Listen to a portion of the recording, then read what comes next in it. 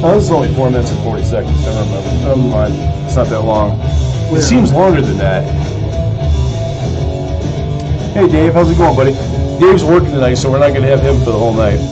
Well, he's going to be popping in and out. Killer's going to be in and out, so. Yeah. Freaking love that drum solo. Oh, professionalism. Oh, that's right. Professionalism. It's can time, baby. Can you hear me? Can you see me? You know I love doing that to you.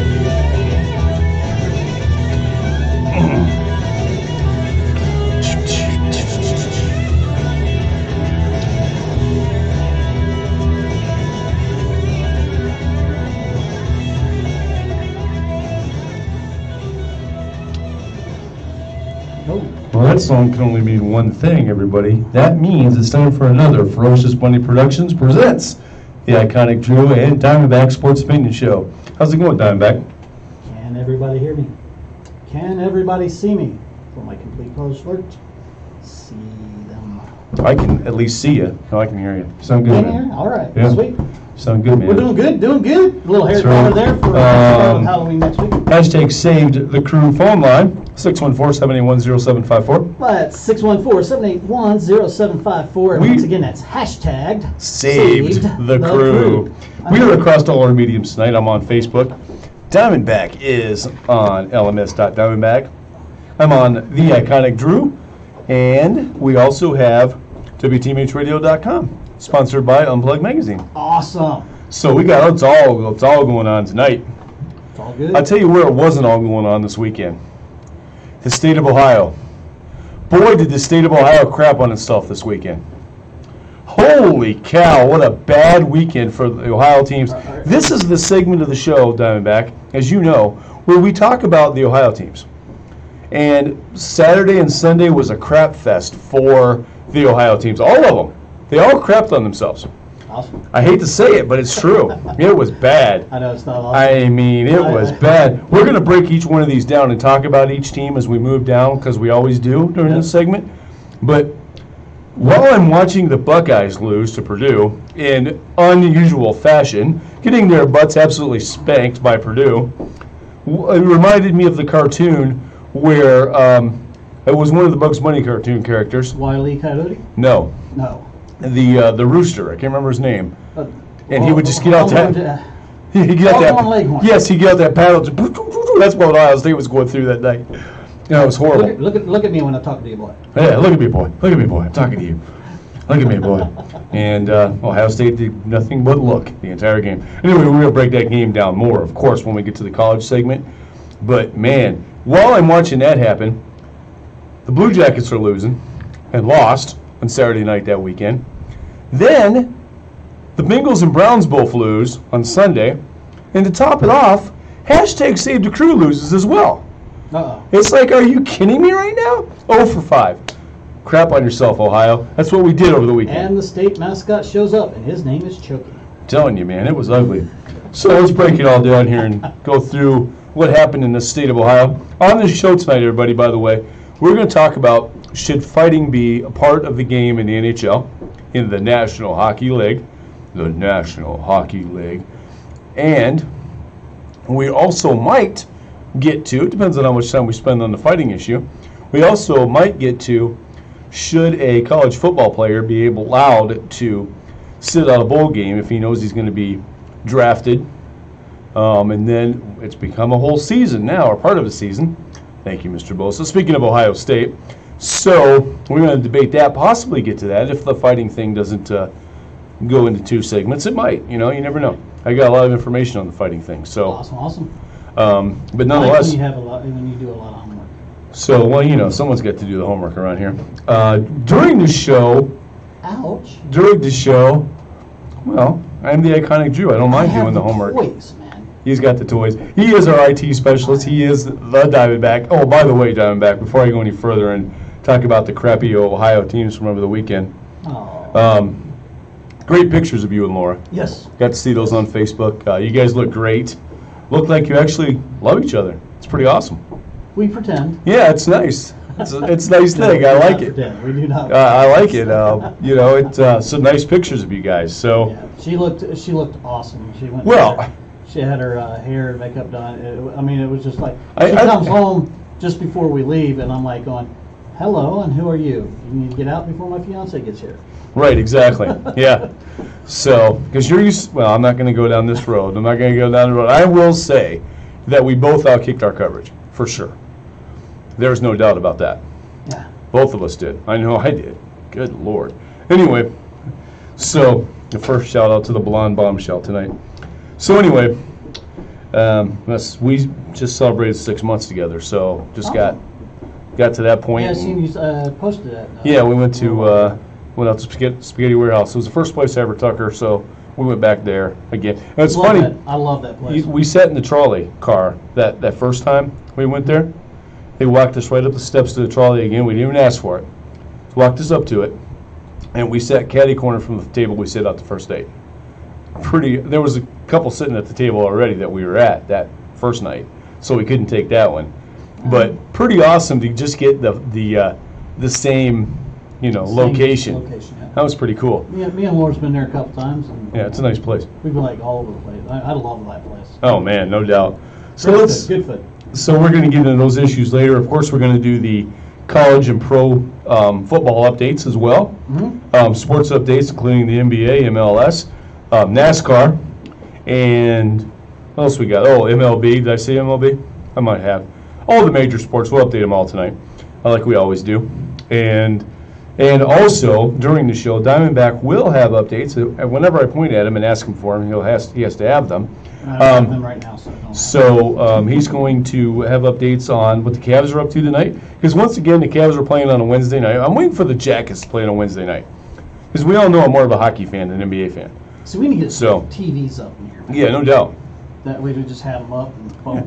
I'm sure they got the money for it here at WTMHradio.com, sponsored by Unplugged Magazine. Yeah, especially with the sponsorship. Right, exactly.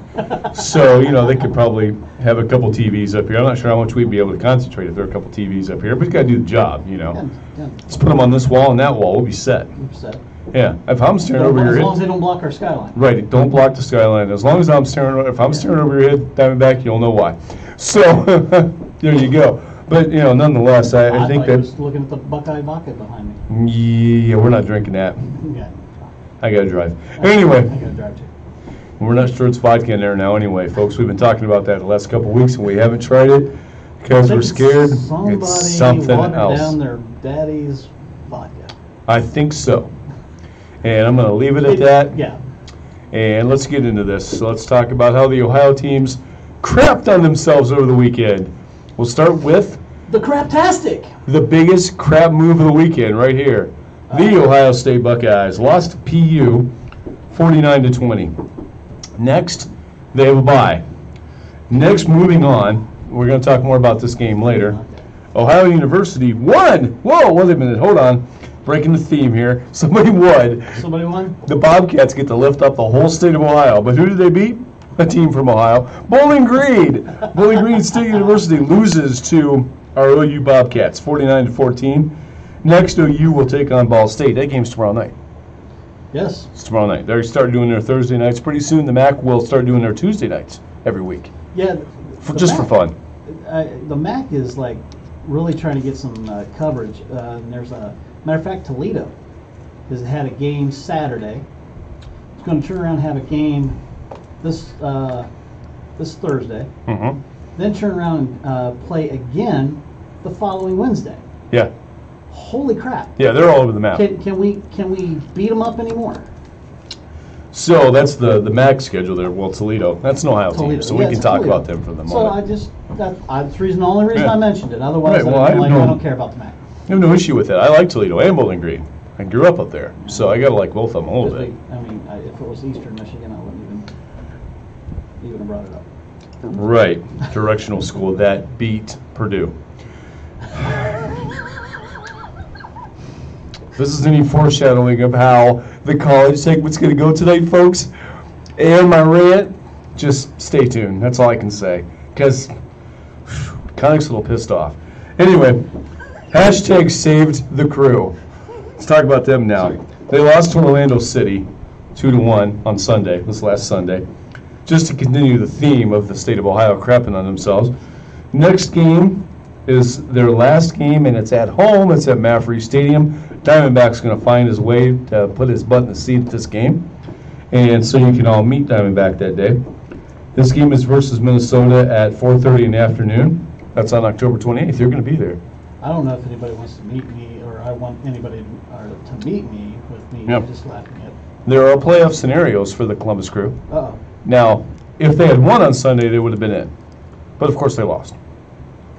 Now, and we're going to find out during Diamondback's MLS update. I don't want to know right now because we're talking about Ohio teams. But the playoff scenario for the Crew to make it is if the Montreal Impact tie or lose to Toronto FC, the Crew are in. So Diamondback's going to let us know during MLS update if that happened, because I think that game's already taken place over the last weekend. I do believe so. Yeah, so we're going to find that out here in just a few minutes. Yeah. Because I didn't do record the bumper. I'm going to be doing that live tonight, folks. We're both going to do it live. Tune in so that you can hear me. Now let's talk about the CBJ, the Columbus Blue Jackets on the power play. On October 18th, they beat the Flyers 6-3. But then on the 20th, going with our theme of crapping on themselves over the weekend, an Ohio team lost, that was on Saturday, to the Blackhawks 4-1. The Blue Jackets have decided to carry that into this week, apparently, losing last night to the Coyotes 4-1. Same score. 2 games in a row, losing 4-1. Next week, starting with tomorrow, they're at the Blues at 8 o'clock. The 27th, they come home to play the Sabres, game at 7 o'clock.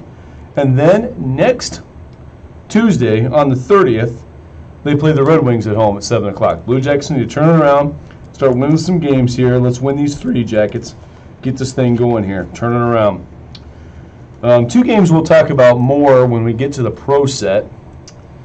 The Browns lose in overtime. Lose in overtime to the Buccaneers 26-23. The reason I laugh about that is now you realize the Browns are 1-2-1 in overtime now. 1-2-1 is their overtime record this year. Anyway, next game is they are at the Pittsburgh Steelers. The game's at 1 o'clock on Sunday. And we'll talk more about that matchup later on as well on the show, of course. The Bengals lose to the Chiefs in a game that was never close, 45-10. Next, they get to come home and play the Buccaneers at 1 o'clock this Sunday. And we'll talk more about those two, of course, when we get to the NFL segment later on in the show. But pretty interesting. Yeah, the Bengals finished off the weekend of the crap fest by really getting beat, 45-10. But let's talk about the Cleveland Cavaliers now. On 10-17, they lost to the Raptors, 116-104. On 10-19, they lost to the Timberwolves, 131-123. On October 21st, they lost to the Hawks, 133-111. Next week, which includes today, and Diamondback will be giving us updates on this as the evening unfolds, they will play. Tonight, they're playing against the Nets. That game started at 7 o'clock. We'll get updates going on that here soon. On October 25th, they'll play the Pistons at 7 o'clock, which is Iconic Drew's favorite team, the Detroit Pistons. So I'll be definitely keeping an eye on that game, and for the show and for show purposes as well. So during this next break, did you have anything else to say about any of that, Diamondback? No, you pretty much covered it all. That's the Ohio segment. That's kind of what we do. Just get through it. So especially after a crap fest like that. But what can I tell you? That's going to be a main theme tonight, I get a feeling. So, hell, David was on break. He was able to check in when he was on break there. Oh. So, how about that, David? He's off break now. He must be back to work. He works at Kroger. Shout out to Kroger. I got to find out which Kroger he works at. Anyway, just took the show off the rails on my own, folks. So, next, let's talk about the association. This is now time for our commercial breaks. During this commercial break, we will cover the NBA. Diamondback will give us his MLS update, Okay. where we'll find out if the Crew have automatically made it in the playoffs at And this what point. teams are we looking for in that one? That's going to be your. Let me turn your mic back on. That's going to be the Montreal, and maybe it's a game for next week, Diamondback, to be honest. Montreal Impact against the Toronto FC. If the Montreal Impact win that game or tie it, no, wait, if the Montreal Impact lose or tie to Toronto FC, the hashtag saved the Crew are in. That phone line again, 614-781-0754.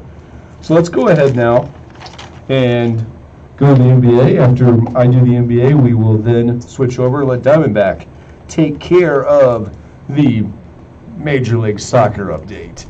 And maybe we'll have some other surprises during this. When we come back from this commercial break, we're going to talk about college football. College football. Because why not? Why not talk about that anyway? We'll get to that when we get to it. Killer will appreciate that. Well, Killer loves college football. Yes, he does. He just doesn't So, know it yet. right. So now time for the NBA update. This will be every game except for the Cavs because they were covered in the opening. And so starting with October 17th, the Bucks beat the Hornets 113-112. Pistons beat the Nets 103-100. Pacers beat the Grizzlies 111-83. Magic get by the Heat 104-101. Knicks beat the Hawks 136-107. Pelicans surprisingly beat the Rockets 131-112. Spurs beat the Timberwolves 112-108. And to end off the day for the 17th, the Jazz beat the Kings 123-117. Then the 18th, things open up. This is for you, AP, 76ers fan. They beat the Bulls 127-108 that day. Heat beat the Wizards, close one, 113-112. The Trailblazers beat the Lakers 128-119. Then we switched to the 19th, the next day. The Hornets beat the Magic 120-88. The Nets barely get by the Knicks 107-105. Raptors beat the Celtics 103-101. Grizzlies beat the Hawks 131-117. Pelicans get by the Kings 149-129. Bucks beat the Pacers 118-101. Warriors beat the Jazz by a point 124-123. Clippers beat the Thunder 108-92. Then we switch over to the 20th. October 20th, the Raptors beat the Wizards 117-113. Pacers beat the Nets 132-112. Celtics beat the Knicks by 2, 103-101. Now, if you're keeping track, that's a total of 2 losses there by the Knicks by a total of 3 points. 76ers beat the Magic by 1, 116-115. Hornets beat the Heat 113-112. The Pistons beat the Bulls 118-116. Mavs beat the Timberwolves 140-136. Nuggets beat the Suns 119-91. Trailblazers beat the Spurs 121-108. Rockets beat the Lakers 124-115. Interesting part of that game is there was a fight. Fight breaks out during the middle of the Rockets-Lakers game. The guilty parties, Brandon Ingram from the Lakers, Rajon Rondo from the Lakers, and Chris Paul from the Rockets. Brandon got suspended for 4 games because he shoved James Harden and argued with referee Jason Phillips.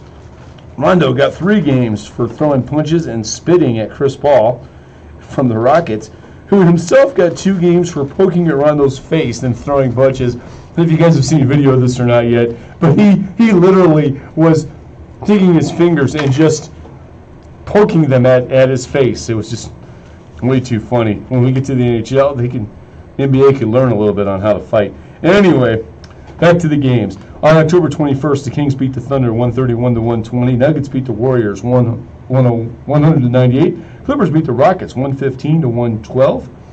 And then on the 22nd, Raptors beat the Hornets 127-106. Magic beat the Celtics 93-90. Bucks beat the Knicks 124-113. Timberwolves got by the Pacers 101-91. Mavs beat the Bulls 115-109. Grizzlies beat the Jazz 92-84. Overtime game. Wizards beat the Trailblazers 125-124. No tie in the NBA. Warriors beat the Suns 123-103. And then finishing off the NBA, the Spurs beat the Lakers 143-112. Keeping track, Lakers are 0-3. On the 23rd, the Pistons beat the 76ers in overtime, 133-132. Pelicans beat the Clippers 116-109. Nuggets beat the Kings 126-112. Games on the 24th, besides the Cavs, we have the Mavs versus the Hawks, the Knicks versus the Heat, Timberwolves versus the Raptors, Hornets versus the Bulls, Jazz versus the Rockets, Pacers versus the Spurs, 76ers take on the Bucks, Lakers against the Suns, maybe Lakers get their first win, Grizzlies versus the Kings, Wizards take on the Warriors. And now, over to the Diamondback for the MLS update. Wow. I'm going to go ahead and give you the Nets and Cavaliers scores, since we are just topping that off. Brooklyn Nets 15, the Cavaliers 11, with 5:16 in the quarter. Go Nets. Okay, now back in my computer, I hit a wrong button, so we are trying to get things caught back up here. Give me 1 second. We're going to start the MLS update. Wednesday, October 17th. The Orlando City SC lost to the Seattle Sounders FC 2-1. DC United beat the Toronto FC 1-0. Where Sporting Kansas City also beat the Vancouver Whitecaps 4-1. On October 18th, that's a Thursday, the Real Salt Lake beat the New England Revolution 4-1. October 21st, Sunday, Atlanta United FC beat the Chicago Fire 2-1. DC United beat New York City FC 3-1. Montreal Impact beat the Toronto FC 2-0. Once again, Montreal Impact beat the Toronto FC 2-0. Orlando City SC beat the Columbus Crew 2-1, as we mentioned in the opening. And the New York Red Bulls beat the Philadelphia Union 1-0. Not to interrupt real quick, but you said what happened in that game? The one that mattered for the Crew? The one that mattered. Toronto FC lost. Montreal Impact won. Oh, that's not good. Okay, go ahead. Hold on. So, New York Red Bulls beat Philadelphia Union 1-0. The Sporting Kansas City beat FC Dallas 3-0.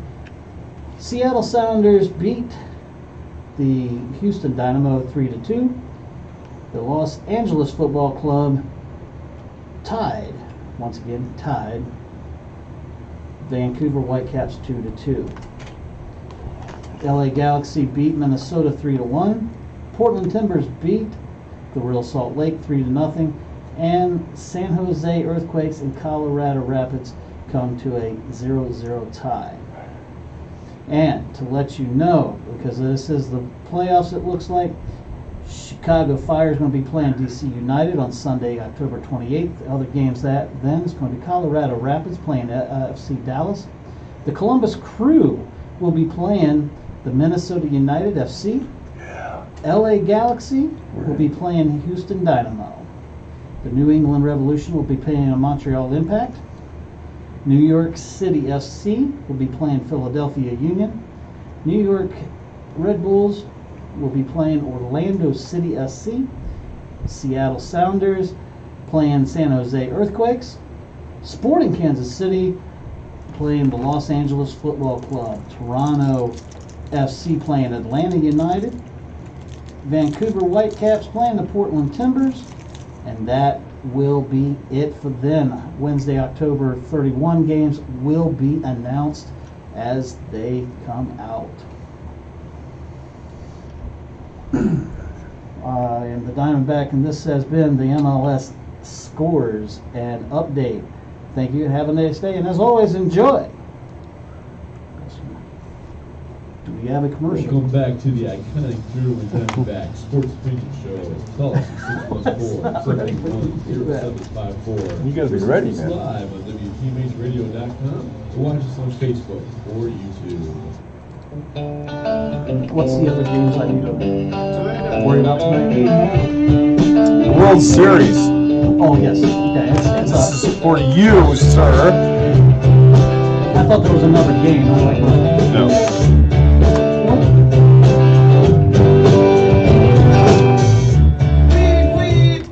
Welcome back, everybody, to the Ferocious Money Productions presents the iconic Drew and Diamondback Sports Opinion Show.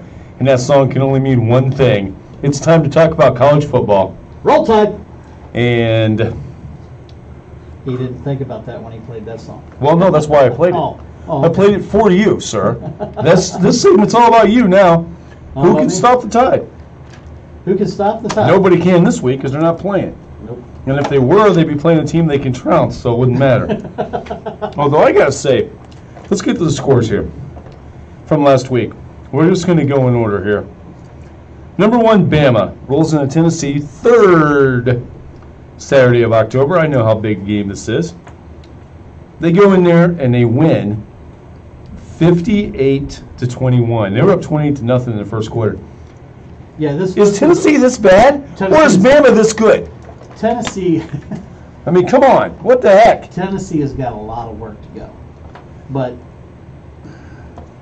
I mean, Tua has not seen a fourth quarter yet, which I think is going to change here real soon. Heck yeah. Go LSU. But anyways, no, I Bama is just that good rolling over these people. Nobody's just has the heart. They're boom. That was 12 straight wins for Alabama.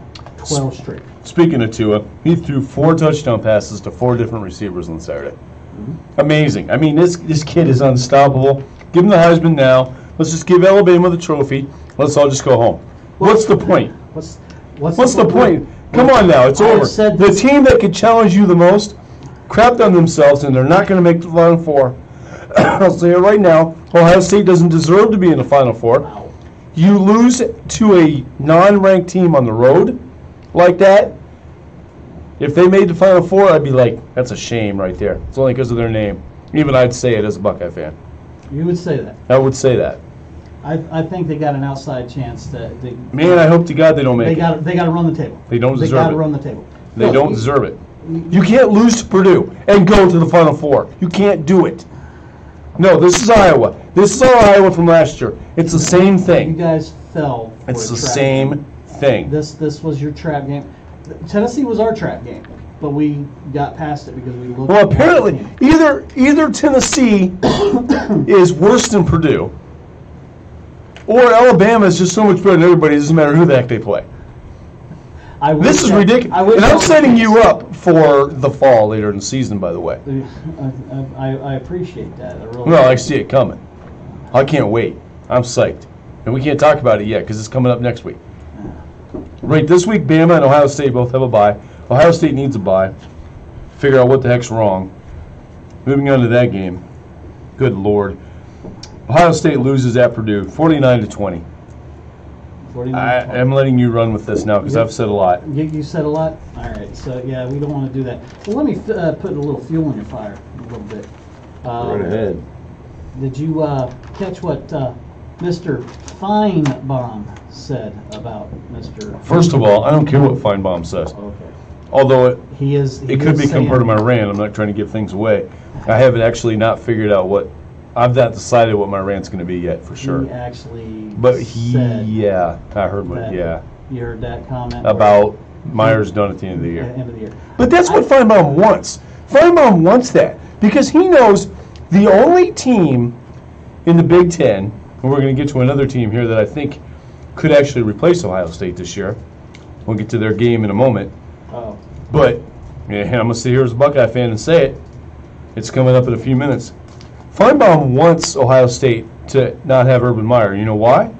Because he hates the Big Ten, he hates Ohio State, and he knows that Ohio State's not going to replace Urban Meyer. And so he's like, well, if I can get Urban Meyer run out of town, Ohio State will suck for a few years. And then I can hate on them even more because they suck now. I don't know. I have actually an issue. You don't know? What don't you know? I don't know about that. Okay, what don't you know? Because Paul Feinbaum also said something this week. He said that LSU's way of beating Alabama is to attack the knee of Tua. Yeah, well, we're going to get to that later. Feinbaum's on my... Oh, so you're not a big Feinbaum fan either. Right now, why would you sit there and say something like that? Because he's Paul Feinbaum. Did I tell you a couple weeks ago when I ranted about him that he's an asshole? Don't you get it? Have you not figured? Have you finally figured that out? No, That he's an asshole? I'll hate him for a little while and then I'll like him again. Well, because he's an SEC guy. Yeah. If he was not an SEC guy, you wouldn't like him either. I wouldn't say that. Yeah, it's the truth. If you weren't a fan of Alabama, you wouldn't like Paul Feinbaum at all. No way. If you were a Big Ten fan or a Buckeye fan, you would hate him as much as I do. I don't see the hatred that you see in the Big Ten with him. I see a bigger hatred for the ACC with him. Have you seen the comments? Well, of course he's going to hate the ACC. They're down there in the South. They're competing with you guys at the same states, the same areas, trying to recruit against you and all that kind of thing. We're up north. Of course, nobody recruits the South like Urban Meyer. Well, that's true, but you guys got to take care And of and that's the other thing. What do you think Paul Feinbaum wants to get Urban Meyer run out of Columbus, Ohio? I'll tell you why. Because he's tired of Urban Meyer's long arm reaching down there and grabbing boys from the South and them not playing for an SEC team. Yeah, but you got two 5 stars right here in Ohio, right here in the Columbus market. Yeah. Right here in Columbus market, and they're not looking at Ohio State. So these well, you got to look where you got to look. Some stats from this game. DJ Knox from Purdue rushes for 128 yards and 3 touchdowns. OSU, Ohio State, held to 76 yards rushing. 76 yards rushing. It was the right OSU that showed up. It wasn't Oregon State. I think we sent Oregon State. Oh, okay. In our uniforms. I mean, that was ugly. 76 yards rushing. I'm going to say this much. I didn't even watch the game. I did not watch the game. I'm like going, why am I going to watch a game where Ohio State's going to just roll all over? And I turned and looked at the score, and I was like going, holy crap, I got to look at these highlights. Yeah. I was just like, I mean, and as I said, this was your guys' trap game, and you fell for it bigger than crap. And we're going to get more into that. I've got some more to. Way too far forward, in my opinion. I got some more. Do you honestly think it was from looking ahead, or? I don't think it was from looking ahead. And I don't think it's what Nick Saban always preaches about. Look, just because you put the uniform on does not mean you're going to win the game.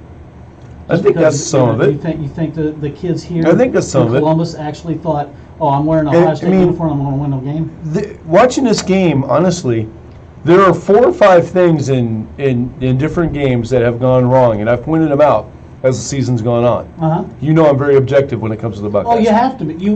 But as a fan, you cannot sit there and go, not every Buckeye fan's objective. Not every Buckeye fan can do this. No. But as I'm saying, as a fan of a team, you've got to look at everything and go, holy crap, that's where we're weak, and that's where the other team is strong. Right.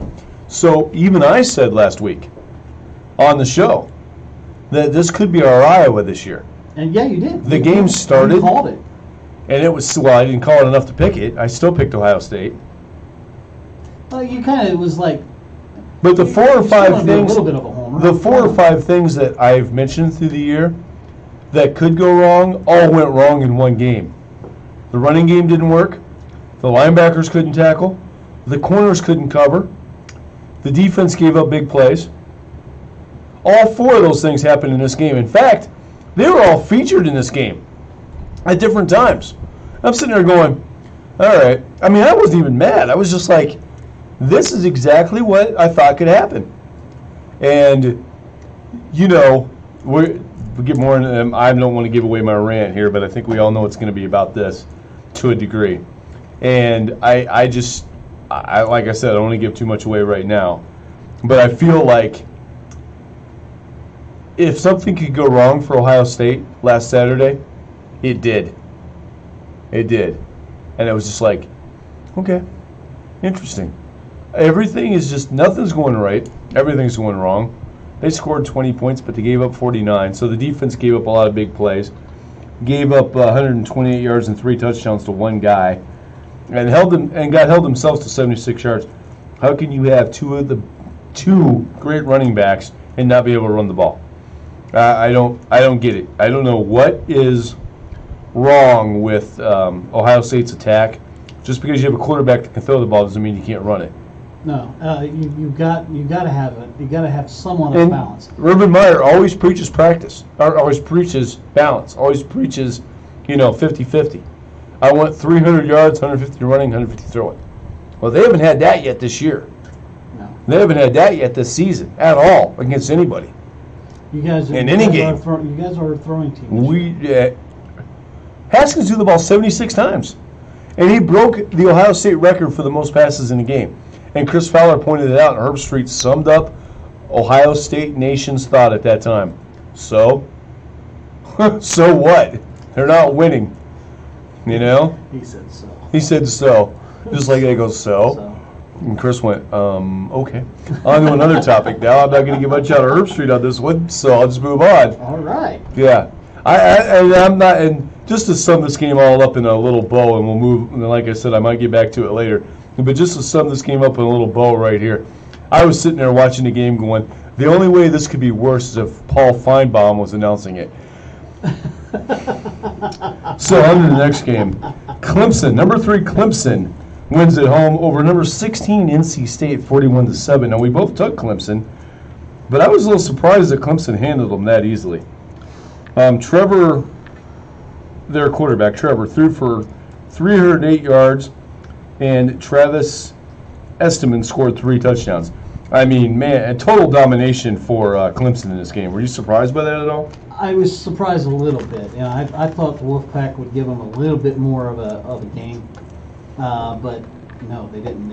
They just started with the domination, and they Clemson ran. This is a football. Clemson ran down the hill at the beginning of the game and never stopped running. Never stopped. In fact, I'm surprised they stopped long enough for the coin toss. I mean, they literally ran over NC State. Number 16, Wolfpack. So you're saying the coin was still in the air and they had 7 points on board? I believe so. Yeah, it was ugly. And then number 5, LSU beats number 22 Mississippi State 19-3. Michael Dividends Jr.'s interception set up Nick Brissett's short touchdown run in this particular game to kind of polish things off there. Nice win there for LSU. It's a nice win, but this is the one that really shocked me. Really? LSU should have walked all over and went up and down every side of them. In my opinion, they should have just been up and down that field. Well, they're saving it for a couple weeks from now. Yeah. For a week and a half from now. I can't wait to talk about that game next week. LSU has a bye this week, too. We can't even talk about them this week. Well, yeah, and I'm gonna foreshadow, but it's coming. No one's foreshadowing. Oh yes. There's no foreshadowing tonight. No, not for me. Well, I'm not allowed to foreshadow, but you can. We foreshadow all the time on this show. I'm joking, Diamondback. Don't get so mad. God. Mr. Sensitive over there gets God. engaged and has pictures all over the place, and now he's Mr. Sensitive, throwing stuff. Look at him over there. That's funny. I'm joking with you, Diamondback. Fact of the matter is, you can foreshadow all you want. I'm not going to talk about LSU Bama tonight. You can if you want. If you rant about it, I'll have to respond. On to the next game. Meat Chicken beats Michigan State. Number 6, Meat Chicken at number 24, MSU. This is the game that we picked different. The only game we picked different. I got Meat Chicken in this pick. You took MSU, so I win the week. Pretty easy there. 21-7, Meat Chicken wins. Shea Patterson throws 2 touchdown passes in this game. Any thoughts on this game?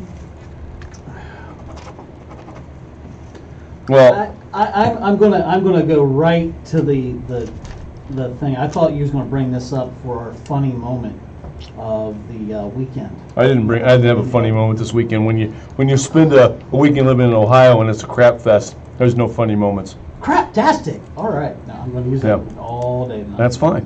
Craptastic. That's what the state of Ohio was this weekend. Yes, craptastic. And if you got a problem with that, folks, that's 614-781-0754 at the hashtag Saved the Crew phone line. By the way, hold on. Go on. What? Okay, so just want to make sure this the phone is what was I was ready. going to mention. How in the heck? Okay, Michigan State always has this thing where they lock arms, they walk down the field at their home games. Yeah. At their home games. Yeah. They only do it at their home games. Right. the Michigan players, I'm sorry, they instigated this whole thing. Of course they did, but it's meat chicken. It's what they do. They're as bad as the Miami Hurricanes. Yeah, I totally agree. Totally agree. Now, they lock arms, they're walking down the field, and these two players, or three players, whatever was out there, decide they're going to be out there. And then when they get ran over and basically told what it is, they chicken scratch the logo at the 50-yard line? Yeah, and it was a player that didn't even play in the game. And what a punk move. It is And typical meat chicken. This is what they do. Wait, this is the internet. Bullshit. Right, you can say what you got to say. And you can say what you got to say, Diamondback. This is an internet show. This is the internet. This is not. Yeah. This is not. The FCC don't own us. Right. Okay. Anyway. Get out of your system now No, before we it's- get on a real radio. I mean, it- not a real radio station, but you know what I mean. Go ahead. Yeah. Well. Sorry, before WTMH. We the love FC you. Well, no. WTMH is a rural radio station. I However, know. they are. On the internet. They're- Go ahead. this is Would the you? internet show. Would you go on with your point Anyway, before we so bear my point before is, we, why before our the heck- show gets pulled? Our show is full. Wow. Ouch. You guys are fired. No. No. This is the thing. I mean, why have that big of an ordeal about it? And as you pointed out, the guy didn't even play. Yeah. He didn't play. Devin Bush, he I was believe. out there warming up. It's Devin Bush. crap. And he decides to do a bullhorn thing on the logo. Yeah, it's like, boom. It's like, what are you doing? I think they should. He plays for meat chicken. That's all you have to know. I wish that was what the case is. That's all it is. There's nothing else to it. I Look think who he plays I for. think Harbaugh would have a little bit more upstanding respect for his opponents, but obviously he doesn't, because even he chickened out on even commenting on it. Really, he's like, yeah, it happens. What do you mean it happens? It's part of a rivalry, I guess, right? I mean, I can't say much about it. I'm an Ohio State fan. There's been times that we jumped on the Ohio State players jumped on the banner, the Michigan or the meat chicken banner before the game. Ohio State fans? No, Ohio State players. Oh, players. Okay, that's that. Yeah, I thought you said fans there for a second. Let me go on. You can't control your fans. Your fans are going to be stupid. I mean, Yeah. and case in point. Don't get me started on that. Wait till later. Everybody has that stupid ass fan. Everybody. So, and if you want to It's sit right there and there. comment on that, Ohio State fans, that is 614-781-0754. That's hashtag Save the Crew phone line. So the one thing I'm going to say about this game is I'm very impressed with meat chicken right now. Here's a team that if and I'm going to say it right now, if there's a Big Ten team that makes it to the Final Four, it will be them. Who did they lose to? Notre Dame. Yeah, First game of the year. yeah. Notre Dame has switched quarterbacks since then. Notre Dame's actually better now than when they beat meat chicken. But this is typical meat chicken. They get better as the year goes on. Ohio State has declined as the year's gone on. So that's the difference. Right there. But if there is a team that's going to make it to the Final Four from the Big Ten, it will not be Ohio State. It'll be meat chicken.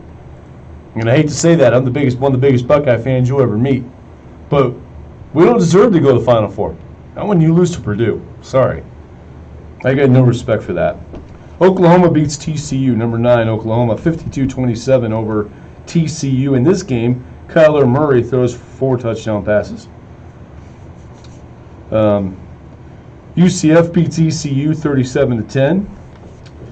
Darryl Mack Jr. rushes for 120 yards and a TD. He forced 5 turnovers in this game.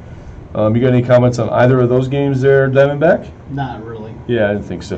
That's why I was kind of moving on there. So then, number 12, Oregon, loses to number 25, Washington State, 34-20. This is the game that I was trying to get your pick before the game started, but you were busy being a fiance at that time, so I completely understand that, and you were watching Bama Rule. So I was actually watching Bama Rule. for some reason. She was away for that at that time. But no. Anyways, yeah, no. You asked me, and I told you I would have picked Oregon. Yeah, so we both got it wrong. Yeah, I mean, I would have thought. It was the next day when Diamondback told me too, folks. So I thought maybe you'd take Washington State at that point because he knew who won, but He stuck with his pick, so he's a man of his word. Here's a game that can't. Well, first of all, let me give you some stats on this game back here. Gradner Munslow throws a 22-yard touchdown with 3 minutes and 40 seconds left for Oklahoma to pull that off. But in the Oregon game, I don't have that, so never mind. But anyway, this next game, Kentucky gets by Vanderbilt 14-7. Now Kentucky is ranked 14th in the country and barely beat Vandy at home. Sorry, not impressed. No, this is a shocker, and I'm kind of glad. I'm glad they're ranked because I really want to talk about this because it's Stoops. What Stoops is this that coaches this team? I don't know. Anyways, Coach Stoops. He has he's won six games this year. Yeah. In his contract, do you know for every game that he wins from here on out, he gets another $250,000. Nice. $250,000 for every win. That's good money if you can get it. If he can get it. Well, this is typical. This is typical SEC. Let's back up the brakes, Troy. Okay, there, Michigan fan. Hey. Oh, I'm not a meat Alex, chicken fan.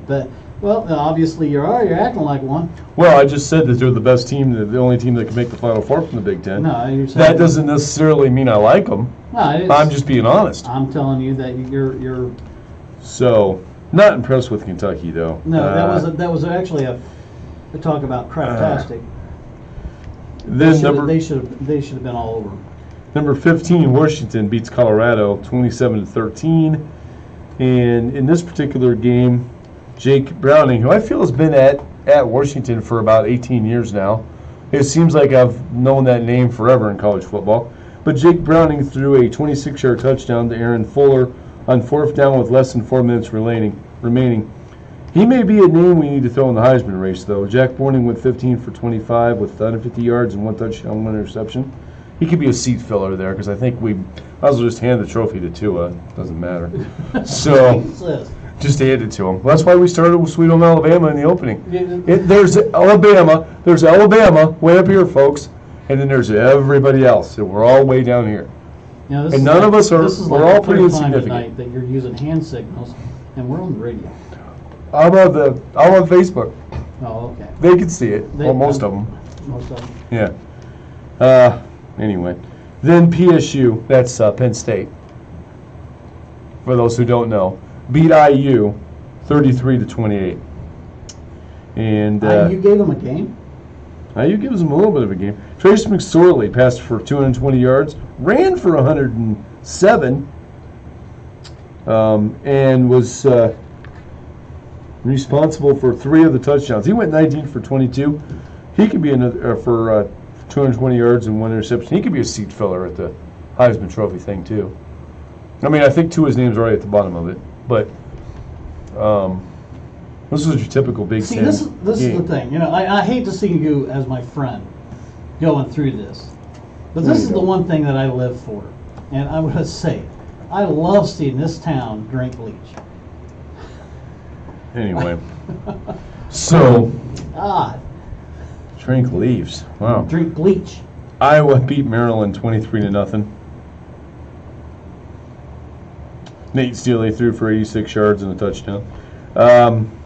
Cincinnati unfortunately loses in overtime to Temple, 24-17. But at least there was a winner and a loser. Thank God. Oh my goodness, freaking ties. I hate ties. That's why I'm letting you do the MLS because this whole tie thing is just. I can't handle it. You're getting stressed out just like this, and you don't have to deal with ties. Oh, here's a score for you. Wisconsin beats Illinois 49-20. Thank you, Wisconsin, for on Wisconsin beating Illinois by the same score Purdue beat Ohio State, 49-20. We appreciate that. Sure you did. Wisconsin did that on purpose. Bums. Anyway, in that game. Okay, we're gonna stop. Yeah. So, we're just going to stop right here. We got 49 points. Oh, wait, we need to give them 20. Ohio State just got a touchdown. So, there we go. We're going to back that up. Now, this week, let's pick this week's games, Diamondback. Uh-oh. All right. So, this particular week, Bama's got a bye. Bama is favored by 50 points over by. They should cover. They should cover. Yes. They should cover that. I think so. Yes.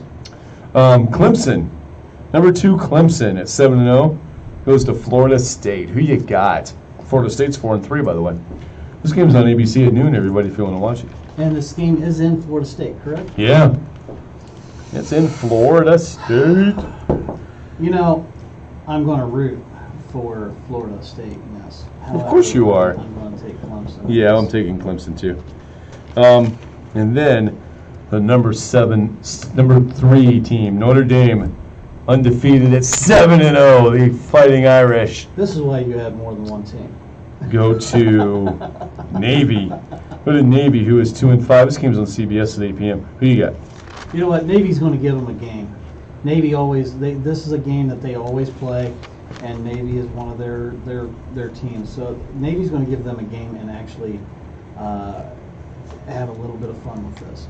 Mhm. But In the end of the day, it will be Notre Dame. At the end of the day, yes, the Irish will survive. I agree, survive. I think it's a game into the third quarter, and middle of the third quarter, and then they take over. Then they take over because Yeah, in my that's opinion. when the other team's going to, start taking their chances, and Mhm. they're going to fail. LSU is a bye. Meat Chicken is a bye. It's bye week for the big teams. Big name teams all on a bye. Number 6, Texas, who is 6-1. Wait, all the big teams are having buys? Yeah, Ohio State, Ohio State, Ohio State in there? Ohio State, LSU, Bama. Hey, we're still in the top 25. So, I've disparaged my team enough tonight that you don't need to pile on, Diamondback. Number 6, Texas, 6-1 at Hey, number killer in nothing. the house. Not ranked. Oklahoma State, 4-3. This game's on ABC at 8. Should be a good game. Who you got?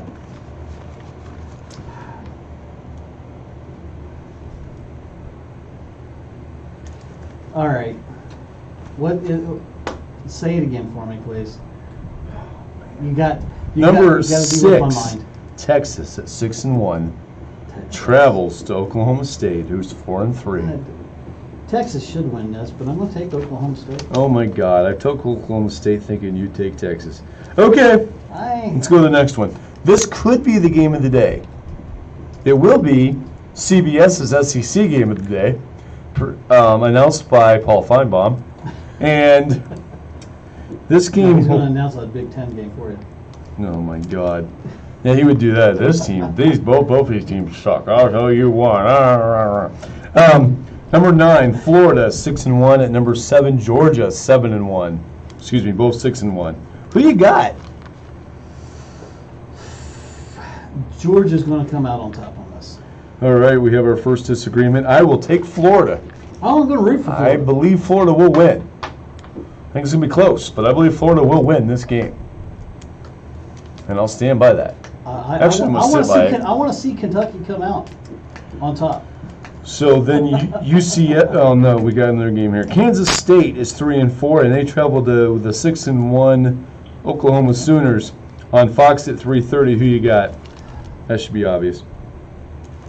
I don't know. Who do I got?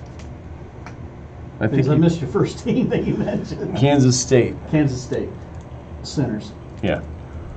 And then UCF at 10 has a bye. Ohio State at 11 has a bye. Number 12, Kentucky at 6-1 goes to Missouri. Number 12. 4-3. Kentucky went up 2 spots for their win. They're still behind Ohio State by 1. So, but the idle Buckeyes. Missouri's 4-3. Kentucky 6-1. Who you got? This game's at 4 o'clock. I'm going to root for that first $250,000 going to Stoops. So let's go ahead and take Kentucky. Yeah, I got Missouri in this game. I think it's time for the overrated They Kentucky are Wildcats to fall. overrated, but and I hope they fall hard. I want them to lose bad. This will hurt the SEC if they lose. I want them to lose. Now I'm at Diamondback. When Ohio State loses, I get jaded towards the rest of the conferences, especially the SEC.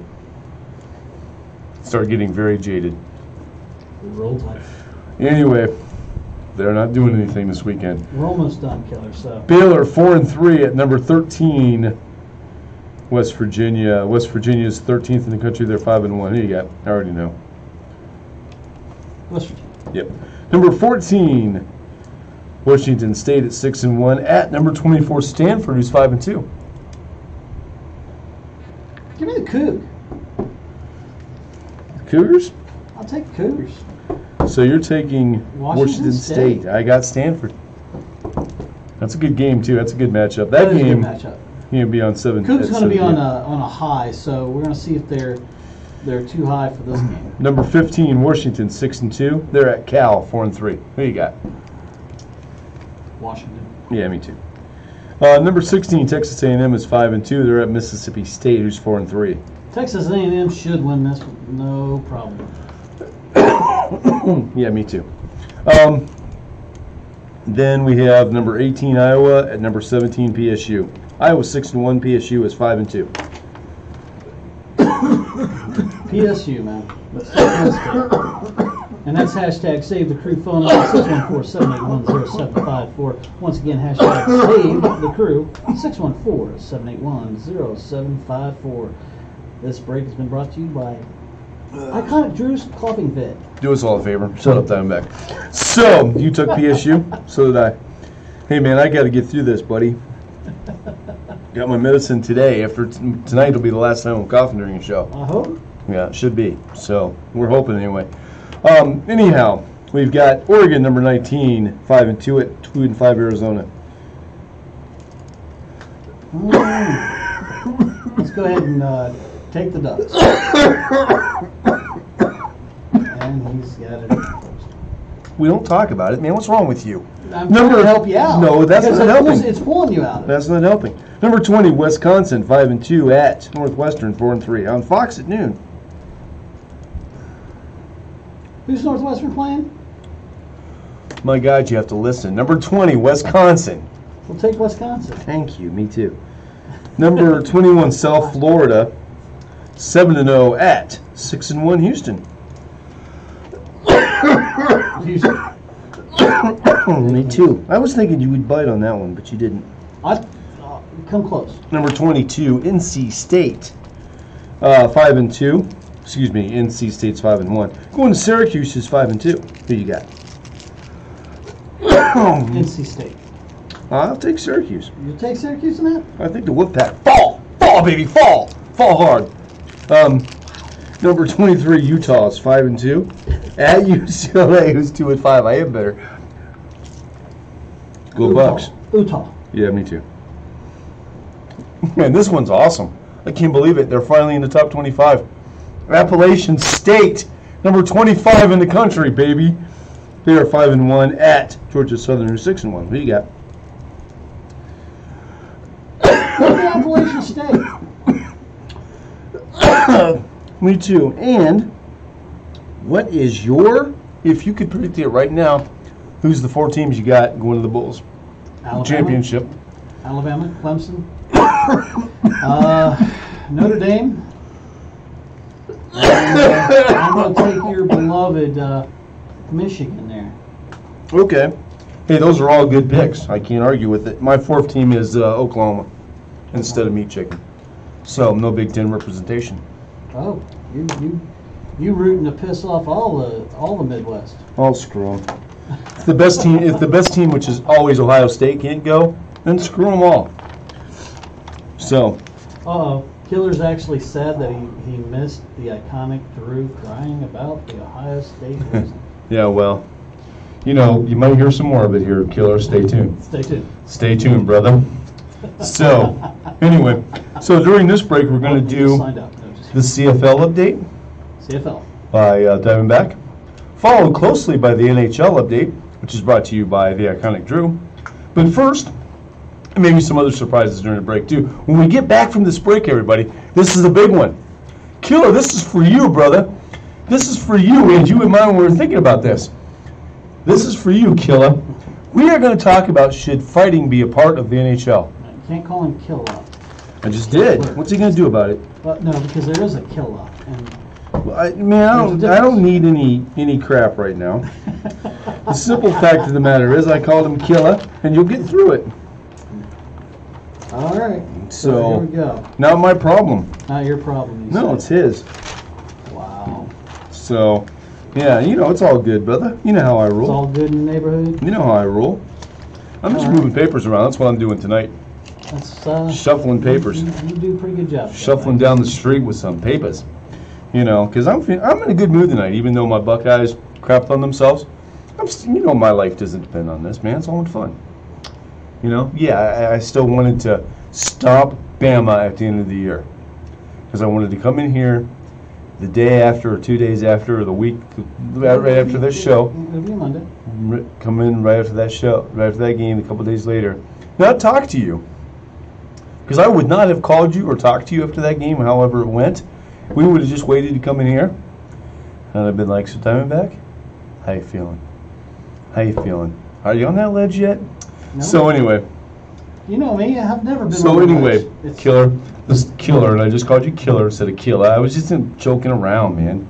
Anyway, Killer, this next segment we're going to talk about the NHL. We're going to talk about whether fighting should be a part of the sport or not. And I'm sure you might have some opinions on that.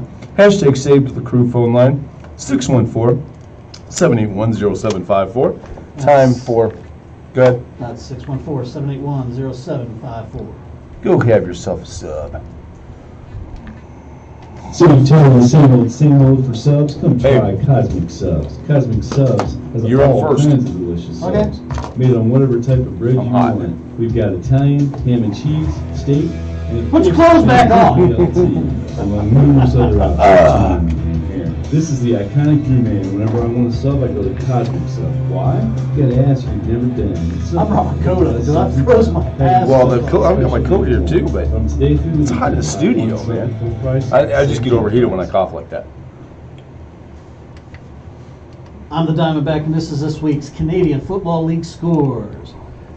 Friday, October 19th, the Hamilton Tiger Cats beat the Ottawa Red Blacks 31-35. Edmonton Eskimos play the BC Lions, lost to them 42-32.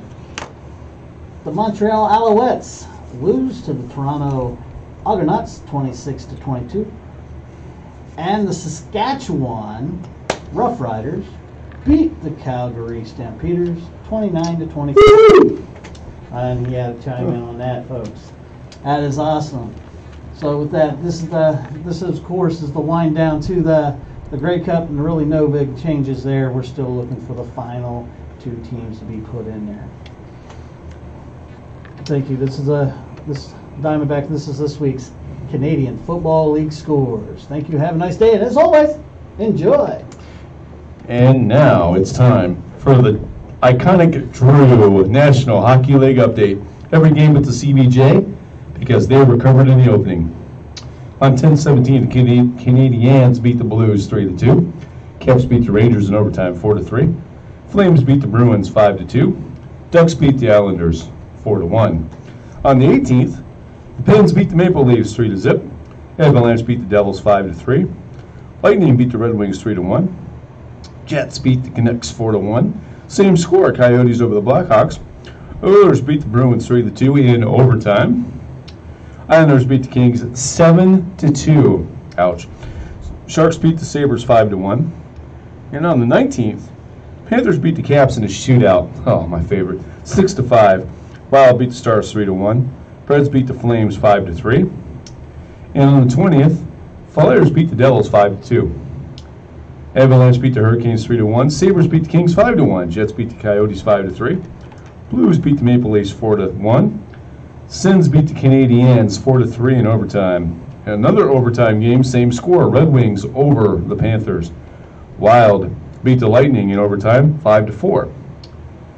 Preds beat the Oilers 3-0. Another overtime game. Canucks beat the Bruins 2-1. Golden Knights beat the Ducks 3-1. Sharks beat the Islanders 4-1. Flames beat the Rangers 4-1. Lightning beat the Blackhawks 6-3. We're on to the 21st now, everybody. Sabres beat the Ducks 4-2. Then to the 22nd. Avalanche beat the Flyers 4-1. Hurricanes beat the Red Wings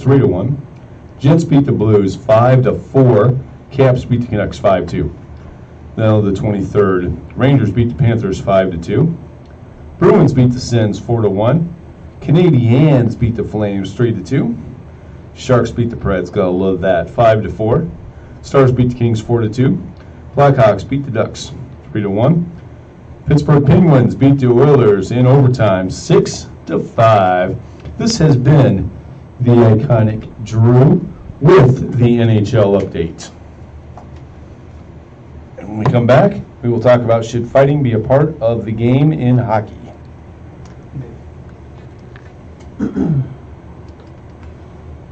Turn it to me for the live updates. Okay.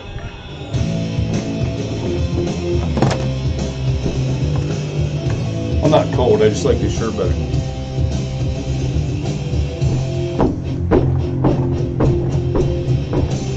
What the hell? What do you mean?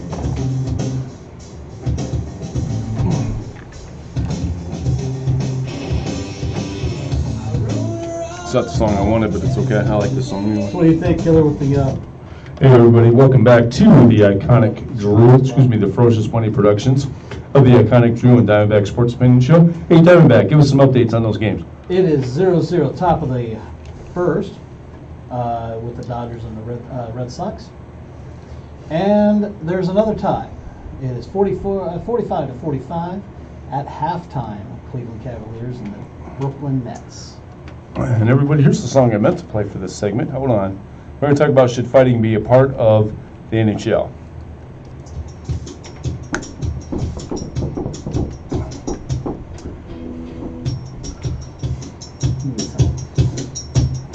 You gotta keep them separated.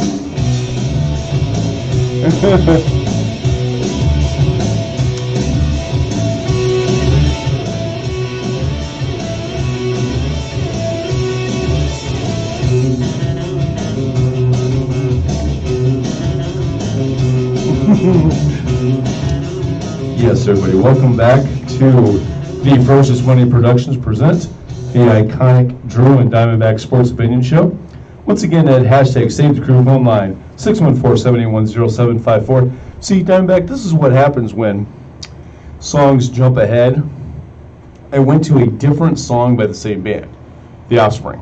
Great band, love The Offspring, but every time there's a fight at a Blue Jackets game, they play You Gotta Keep Them Separated when the refs come in to separate them. Okay. So that's why we decided, That's why I decided to play I was this. wondering why it wasn't Michael Jackson's Beat It, but kind of glad because every time you play a Michael Jackson song, YouTube blocks us. Yeah, that's true. Not really sure why. But let's talk about fighting in the NHL and whether or not it should be part of the game. I did find out a little bit about the history of fighting. I have the rules of fighting pulled up here in front of me. We got a lot we can talk about with this particular rule and why it's allowed or not allowed. Hockey fights have been a part of the game since the 1800s. So right from the beginning, fighting was a part of the game. The NHL issues long suspensions for extras or on-ice assaults. Those usually apply to players who attack with their sticks or go after an unwilling or unaware opponent. It's a fist fight between two willing combatants has long been accepted as a natural part of hockey, used to motivate teammates and intimidate opponents.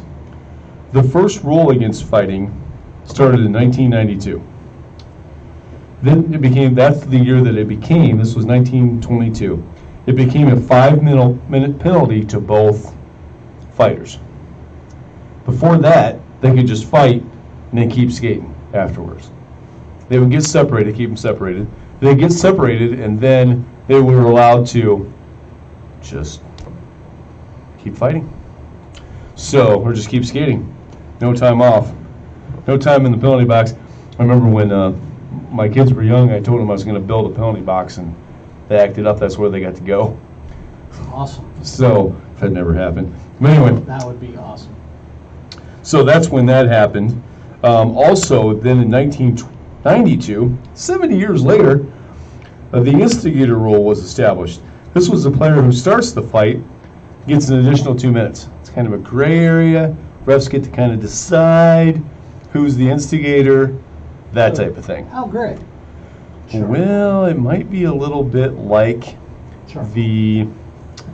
just to be a comparison rule, maybe the targeting rule in college and pro football. A little bit gray. Like if we're skating side by side and I would look over at you and we both at the same time throw our gloves up in the air and start fighting, that's okay. There's no instigator. It just happened. It's part of the game.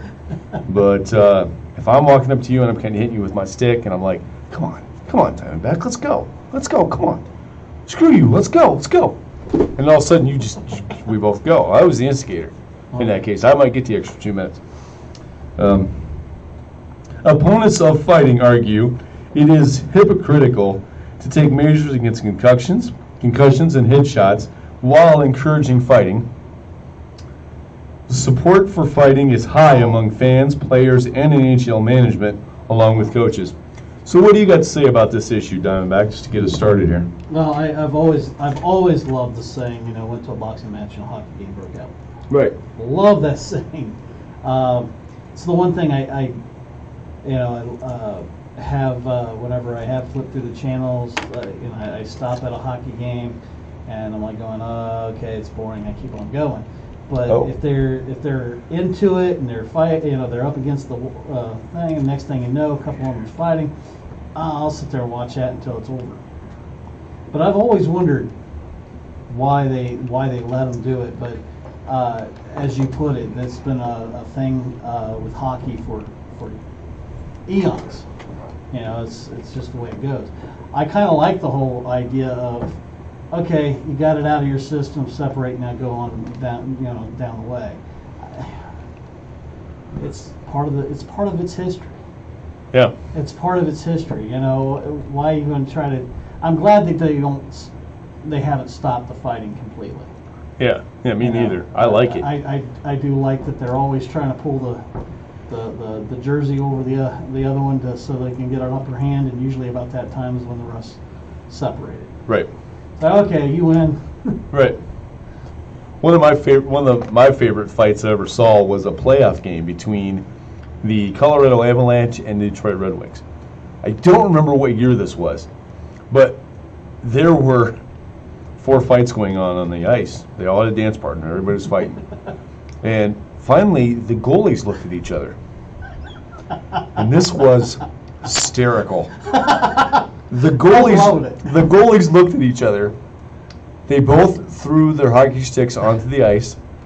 They threw their gloves, their mitts, up in the air. They skated to the mid-circle and just started wailing at each other. It was great. I was like, are you kidding me? This is awesome. So suddenly you got 5 fights going on. Yeah, a couple of the fights actually stopped at that point because they were looking over at what the goalies were up to. I don't remember what year this was, but that was awesome. That was Patrick Roy and Chris. Yes. Osgood. Right, Osgood. So Patrick Waugh. Patrick. It's Waugh. Well, he says Roy here. It's spelled Roy, but it's pronounced Waugh.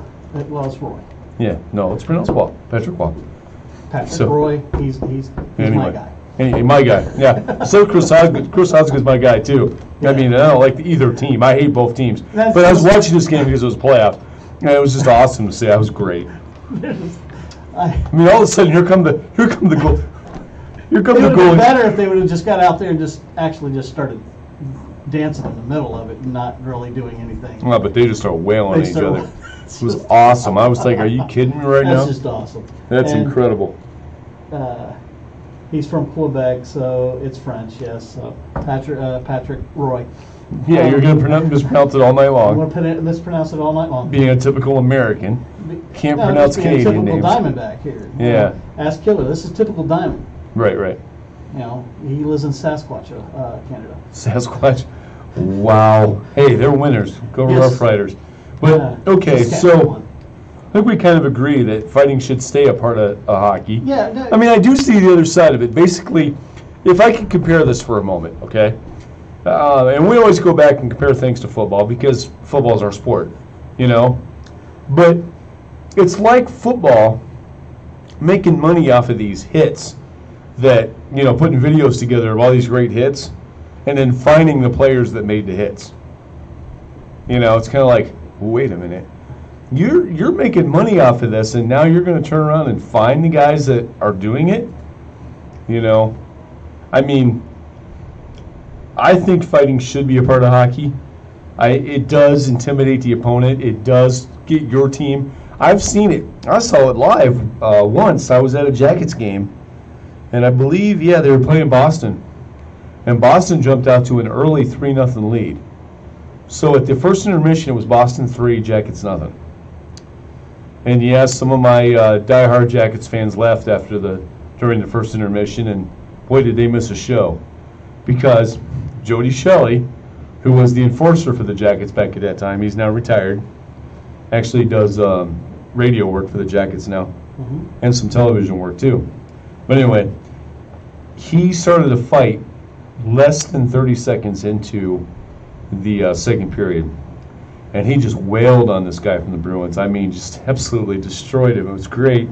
And the Jackets, after that happened, while Jody Shelley was serving his 5-minute penalty, the Jackets scored 4 goals in less than 5 minutes. Ended up winning this game 6-3. I mean, and I credit the fight. I think the Jackets intimidated them after that. They're like, oh, wait a minute, this team's here to play. So, I do think a good fight can motivate your team and intimidate your opponent at the same time. That's why I really, as I said, I don't know much about hockey. I really am very limited on my knowledge, but that there is what I've always heard is right. The reason behind the fights is they let it happen to either let them get pumped up behind you to possibly get a goal or get back into the game, or as you're putting it, intimidate it to where you're taking the heart away from your opponent. Yeah. And I can see how that happens. Killer is chiming in once again. He's saying it took me like 15 years to pronounce Saskatchewan right. Right. So we can't expect you to get Wah right on the first night. Wah not. Roy, I know. No, Patrick Wah. So anyway, another rule in fighting is that you have to clear the area of the fight. When the fight starts, all players not engaged in the fight have to go immediately to the area of the player's bench. And in the event the altercation takes place at the player's bench, the players in the ice from that team shall go to their defending zone. Goalkeepers shall remain in their goal crease unless everybody is fighting, and failure to comply can result in penalties incurred for their involvement in and around the area, and fines as outlined. So, also, you can't continue a fight. Once the fight has been broken up, they got to skate away. If you continue the fight or go back after the guy, that gets you more penalties, more penalty time. Could get you ejected. Well, I mean, that's only reasonable there. I mean, okay, you've already proved your point. You've got it out of your system. Let's move on with the game. I mean, I really am shocked with that they have been able to keep it clean as long as they have. Well, because I mean, I would imagine those skates. I'm not an ice skater. Never have been. Never will be. Not a man of my size is going to be an ice skater. But I would think those ice skates are pretty sharp. Yeah, they are. I've always been amazed that they fly over the boards the way they do and nobody gets cut. I'm just impressed with that. I will say this, there's another rule in here too about not dropping or not fighting before the puck drops. How that's extra penalty time and getting suspended. Like, let's say it's the beginning of the game, the puck's getting ready to drop, and you start just wailing on the guy across from you. Okay. That's some extra penalty time, some suspensions, all that kind of thing. Well, some fines. That's kind of an obvious thing. That's kind of how they've kept it clean as well by saying if you are on the bench, if you fly onto the ice, onto the ice and you weren't currently on the ice to join the fight, you're kicked out of that remainder of that game and the next game, and your coach gets fined on top of that. Ouch. So yeah, that's how hockey has kept things clean. It's still fighting, but they've kept it clean. Yeah. I mean, what do we see in baseball? Every time there's a fight in Major League Baseball, what happens? Both dugouts come out. Both dugouts. The guys out of the guys warming up to pitch, they come out. They come out. That Everybody. That happened. You don't see that in the NHL. 1990s, with the Atlanta Braves. The fight broke out, and the Braves were all the way out there in right field, and they opened up, and the guy up in the booth decided to go ahead and play, like the cavalry, and they're coming out to join the fight. Right. And it's like, holy crap. But this is how, and this is why in the NHL you don't see guys jump over the fence to join the fight. I remember when the Columbus Chill were here in town. They were a level or two below. I think it was 2 levels below the NHL. Yeah. And Columbus Chill was awesome to go watch. Oh, no doubt. I missed that. I would have caught several of those. Oh yeah, me too. Once again, I didn't understand it even then, but there was a lot of fun because of that whole. Oh, I remember I was at one game, and it must have been a carryover from another game, because as the ref was skating out to drop the puck, the 2 guys who were going to fight for the puck in the face-off just started beating the crap out of each other. And I'm sitting there going, okay, this is going to be an interesting game. We're not even on the clock's not even move. The clock can't even move, and we got to fight. I think I was there at that. So, I mean, that was impressive. I was amazed. I couldn't believe that. But I tell you what, I mean, I love going to Jackets games. Don't get me wrong. But yeah, I agree. I do miss the chill too. Just because it was such a smaller thing and atmosphere. And we're talking. This is. And these kids didn't care. Killer saying that fighting will never be out of hockey. It better not be. But we both are for. I think the Bleeding Hearts won it out, but. How much of a redneck town this was back then? We played. The Columbus Chill played at the fairgrounds. Oh. At the fairgrounds. They didn't have a little stadium or anything of that nature. They played at the fairgrounds. The same place they walked the freaking cattle. Gotta love it. But yeah, I miss the Chill and wish they were back. I think they're in Pennsylvania now. I believe that's correct. I think they're in Erie, Pennsylvania. Yeah. Last I saw of the Chill, they were in Erie, PA. I may have lost track of them since then, but I think Erie, PA is the last place they've been. I do hope that fighting remains a part of the game for hockey. I think just having the intimidation factor that it could happen kind of shows, that, oh, wait, these guys, they could fight at this point. Reading, Pennsylvania. Reading, PA is where they are now, okay. So, the Columbus Chill is in Reading, PA. But, yeah, and good for them. I hope they draw a big crowd there. But, yeah, you're right. It did have talk about feeling like we lived in Cowtown. It did feel like that going to the fairgrounds. Fairgrounds, yes.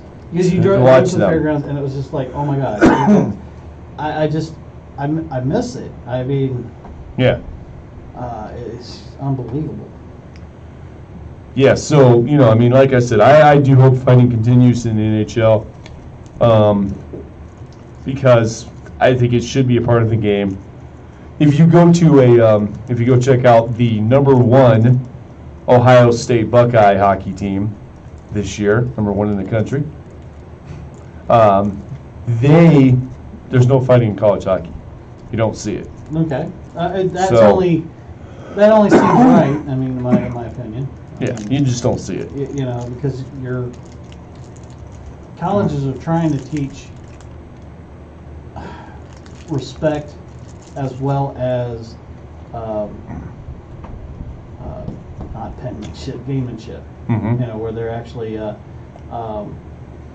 trying to go and just teach them. Okay, this is and then if they go into the pros after that, they understand the game. And I don't think there should be fighting in college.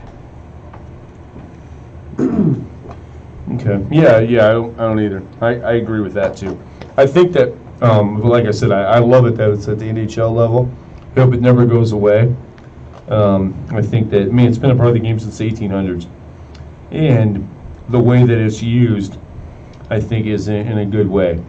I have seen some clips from some fights back back when hockey first started, or the early 1900s, and some of these fights were just like, I mean, if it wasn't for the refs, there might be some people dying on the ice, because it was pretty brutal.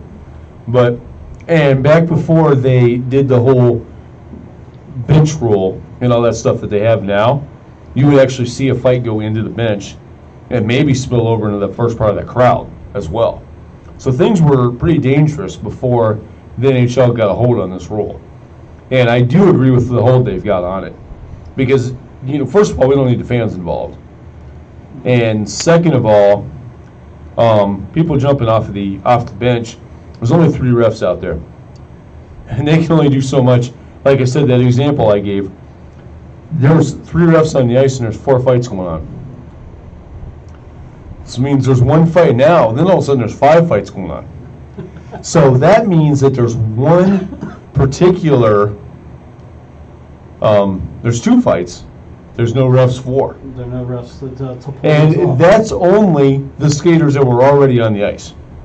Obviously, they all broke the rule of going to their bench area to clear the area, so they all got more fines and time for that as well. But at that point, they didn't care. I'm pretty sure that was. And it was the Avalanche and Red Wings. It was a great at that time. Those 2 teams really hated each other. It was a good rivalry. So I get that, but so folks, I think Diamondback and I agree on this rule. It sounds like Killer does too. Sounds like Killer wants fighting to be part of hockey. Killer is actually saying there are 4 officials on the ice now. 4, okay. They did 4. change that. That's right. That's a new. Isn't that new this year? Ask him if that's new. Is that new this year, Killer? Or was it last year? It'll take him a little while to answer. Yeah, I know. That's okay. Well, he's getting that answer for us. Give me those updates again. In baseball, we have a 0-0 tie in the LA Dodgers, top of the 2nd. Go Dodgers. And I did say it was 45-45 at halftime, correct? Well, the second half has been nothing but the Brooklyn Nets, 60-49. Yes. Go Nets. 60-49. Go Nets. That's 15 points to 4. That's awesome. Go Nets. So anyway, that game's in Cleveland, right? It looks like that game is. Oh, and by the way, the new slogan. He says it's been in a while for about a few years. Okay, well I must have missed that. I'm sorry. The new slogan for Ohio is now, "Welcome to Ohio. You can now afford Cavs tickets." So, when we come back from this next break, Ouch. Wow. when we come back from this next break, we will have the Diamondback rant. And so Diamondback needs to be ready for that. Uh-oh. During this break, we will have the Major League Baseball update, although we just had it, but he'll do it again. Major League Baseball update, that won't take long. The NASCAR update will also happen during this break. That's brought to us by the iconic Drew. But we're going to start here with the donut spot, one of my favorite spots that I made when I was at the Ohio Media School. So here it is.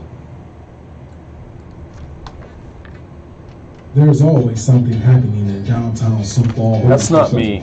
That's me. Come check out Cinema Falls, making a movie, and then later on check out the old Courthouse Museum, where you can discover the history of the area. After all that, you'll be hungry. So come on over to the backyard. We're skipping right over the college football thing, in case you're wondering.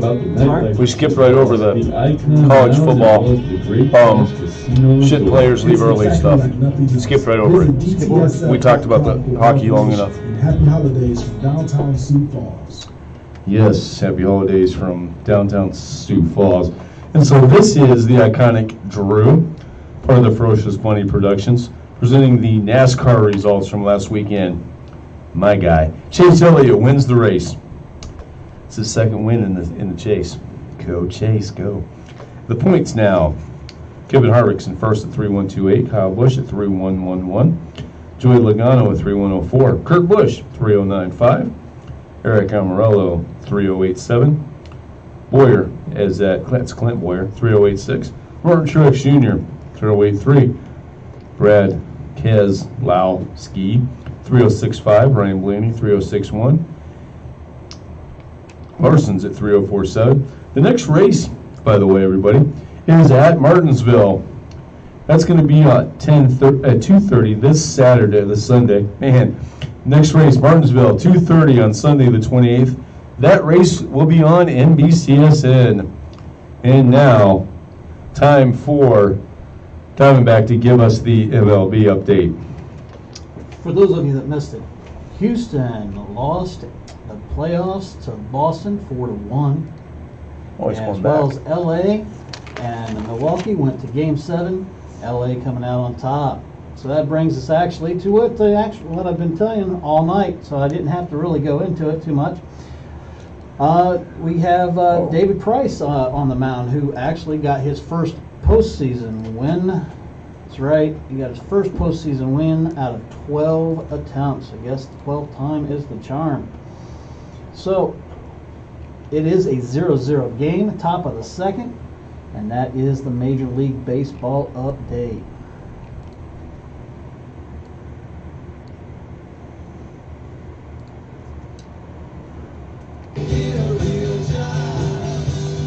Has your better half ever told you look like a bad chewing? Does she make you sleep on the couch? Does she confuse you with the dog? Or maybe it's time for a haircut. Hi, I'm the Diamondback, and when this happens to me, I go see Todd, the barber, at Todd's Barbershop. Todd always has sports on TV, and great sports topics being discussed between Todd and the other patrons. Yeah. Todd's been cutting hair for over 18 years and very personal. He will give you his opinion about sports and other topics. I'm going to do this. Guaranteed to make you laugh. I'm going to do this welcome back, and right after it, do your opening for your segment. In the heart of downtown Hill. Okay. His hours of operation are Tuesday 2 p.m. to 6 p.m. Wednesday 8:30 Is this a picture of the ferocious bunny that I'm looking at here? Thursday 8:30 a.m. to 6 Do you like it? Yeah, he's ferocious. Friday 8:30 a.m. to 4 p.m. She's ferocious, And all right. Saturday 7 a.m. to 1. Closed on Sunday and Monday. So when you need a haircut, follow the Diamondback's advice and go see Todd at Todd's Barbershop. Back Sports Preaching Show. Call us at 614-781-0754. Listen to us live on WTMHradio.com or watch us on Facebook. Do you need to- YouTube. Good. Go. Don't make me angry. You wouldn't like me when I'm angry.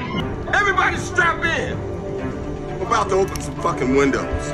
Ferocious Bunny Production presents the Diamondback Rant. And your mic is hot when you're ready. Mine is off.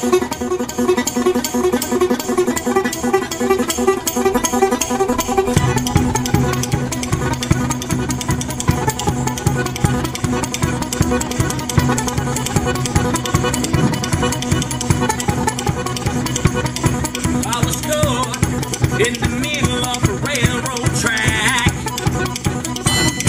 Moved around, and I knew there was no turning back. My mind raced, and I thought, what could I do?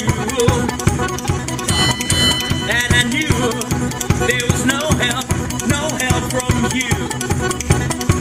Sound of the drums beating my heart, the thunder of guns tore me apart. You've been thunderstruck. On the Diamondback, this is a Ferocious Bunny Production presents. Yes, WTMH Radio, brought to you by Unplugged Magazine, Diamondback Rant. That's If right. you're a guy over 40, Whoa. you need to avoid doing any type of cardio until you... Where's that coming from? That come from me. That was actually coming from me. Okay. At least we know where it is. Anyways, At so least I didn't do it. it's all right, folks. What we're going to have, and I'm going to gripe about this for some odd reason, and only I'm going to really realize this. For years, why is it the Atlanta Falcons and my Alabama Crimson Tide always seem to have a bye on the same damn week? Yes. The same damn week. Every year this happens. And I'm talking out of about the past 8 years, only once have they not had the same bye week. That's awesome. What the hell is going on? do they just want to torture me? I got to go through the whole summer without having to be put up with any football. I don't need an extra day in the middle of it all. Now I got to do chores around the house. What the hell? What the hell? Ah, God, I don't know how it is.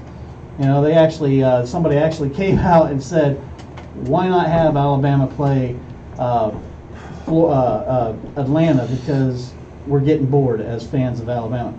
No, I don't want to see that because that'd just be downright ugly. Anyways, no, I'm just tired of the same bye week. I really am tired of the same bye week. It happens all the time. I can't put up with it anymore. And I mean, am I alone on this? They're iconic. Am I alone? Would you not? Oh, am I back? Yeah, you're back. Wow, I'm back, and it's my show. I'm back. Once again, this is a Ferocious Pony Productions presents hashtag Save the Crew phone line 614-781-0754. Turning the phones back on right now, and just did that. So, well, Diamondback, I kind of get your pain, and you said one day. It's actually two. You don't have football on Saturday or Sunday. All weekend. Right. You said one. Well, it's 2 days. Yeah, 2 days of it's 2 pain. days. It's all weekend. It's and Laura, unfortunately, you told Laura this, right? Well, if she watches the show, she'll know. I mean, you haven't told her this before now, right? No. So she might not know. Just be like, honey, Ohio State. Just be like, honey, you can't watch Ohio State this weekend. They have a bye as well, remember? Yeah, I know. So does Meat Chicken. Yeah. Last time we looked. And we just talked about college football. We're done with that, maybe. Anyway, it didn't happen to me. I mean, last weekend Pittsburgh had a bye, and this week Ohio State has a bye. So it wasn't the same weekend for me. It's the same weekend.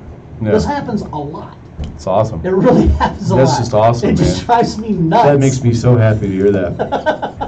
And I mean, I know they don't, the NFL and the NCAA don't get along. I'm sure they do. And go, we want to piss off Jim Bates. He's an actual Alabama fan and an Atlanta fan. We want them to both have the same bye week. Right. I think they actually do that. I think Nick Saban calls up the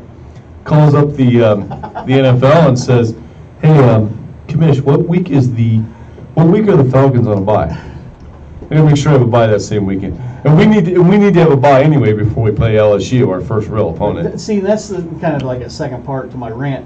Is why does LSU always get a bye before they play us? That's every year, and I'm dead serious. That is every year. They always get a bye before they play us. I don't have an issue with that. I mean, at least this week they gave us, or this year they gave us a bye. Yeah. Killer's chiming in. He's like, well, maybe you can do something different, like watch a hockey game. Yeah, there you go. There might be a fight. So I might tune into a boxing match. Maybe a hockey game will break out. There you go. Well, I mean, would this not bother you that it happened quite frequently if Pittsburgh and Ohio State had the same bye week? No, it would just be a weekend to watch everybody else, or and we're gonna. Who I'm going to watch? Clemson. When we get to the NFL, anyway, got some good things to talk about with the bye weeks. But anyway, it's not like teams don't need to bye, but not on the same week. Yeah, well, I think it's funny. And I'll tell you why I think it's funny, because it bugs you. That's why I think it's funny. Well, if it didn't happen every year, it wouldn't bug me. I'd just look at it as, oh, okay. Out of the past 8 years, I'd have to say 7 of those. Really? I'm dead serious. It happens. I can't believe how often it happens, because I actually look at it and I'm like, oh, I think they got off different weeks, and then all of a sudden it comes up to it and it's like, no, it's the same week. It's always the same damn week. Tired of it. Done. And as I said, LSU always seems to get that bye before us. Well, I think every team should have 2 weeks to prepare for Alabama. I mean, in all fairness, I mean, even if you could have given Tennessee a month of bye weeks and they still wouldn't have beat you guys. Yes, the sports world does end when Bama and the Falcons are not playing. In my world, that's the way it works. It's kind of sad, that's actually. Killer's just like, oh my God.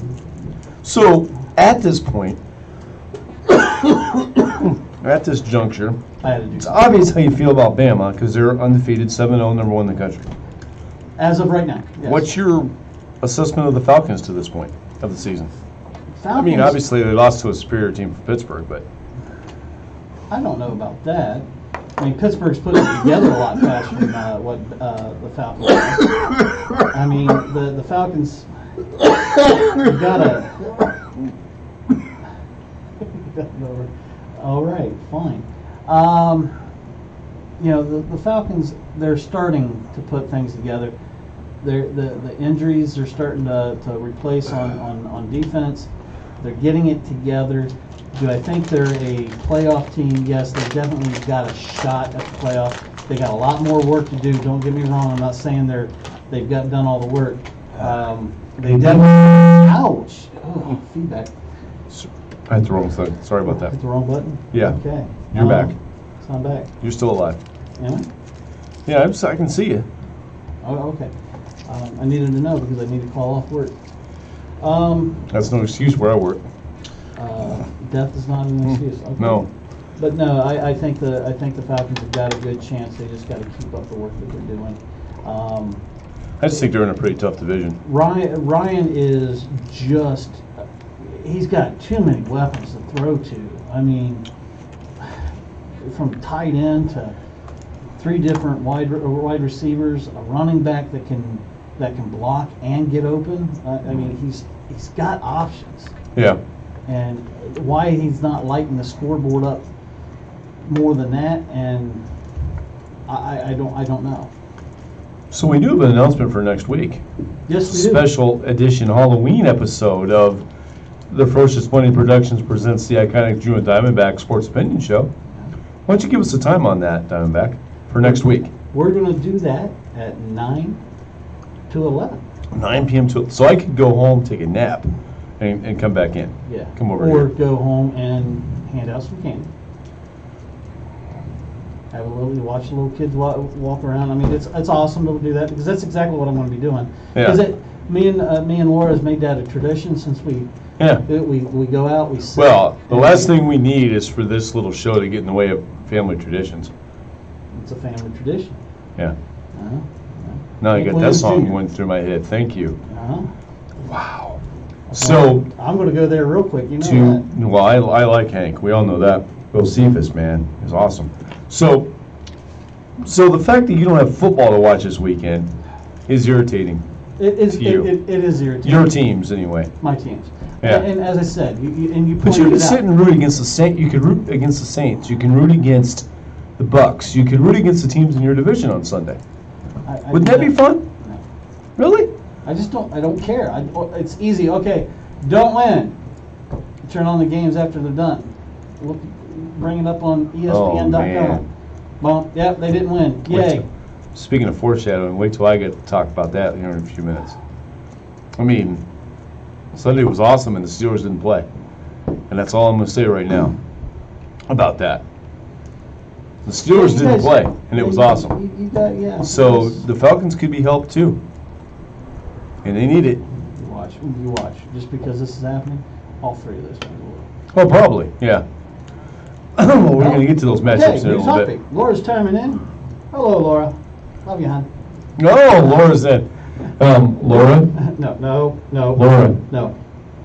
This is the iconic Drew, and I've got to let you know, Diamondback is irritated. You just missed his rant. Yeah, no. His rant was about the fact that his Nope. Alabama and Atlanta are neither one playing this weekend. So if you got an extra honey-do list for him, this is the weekend. I got it. Oh, by the way, Laura, those pictures were awesome of you too.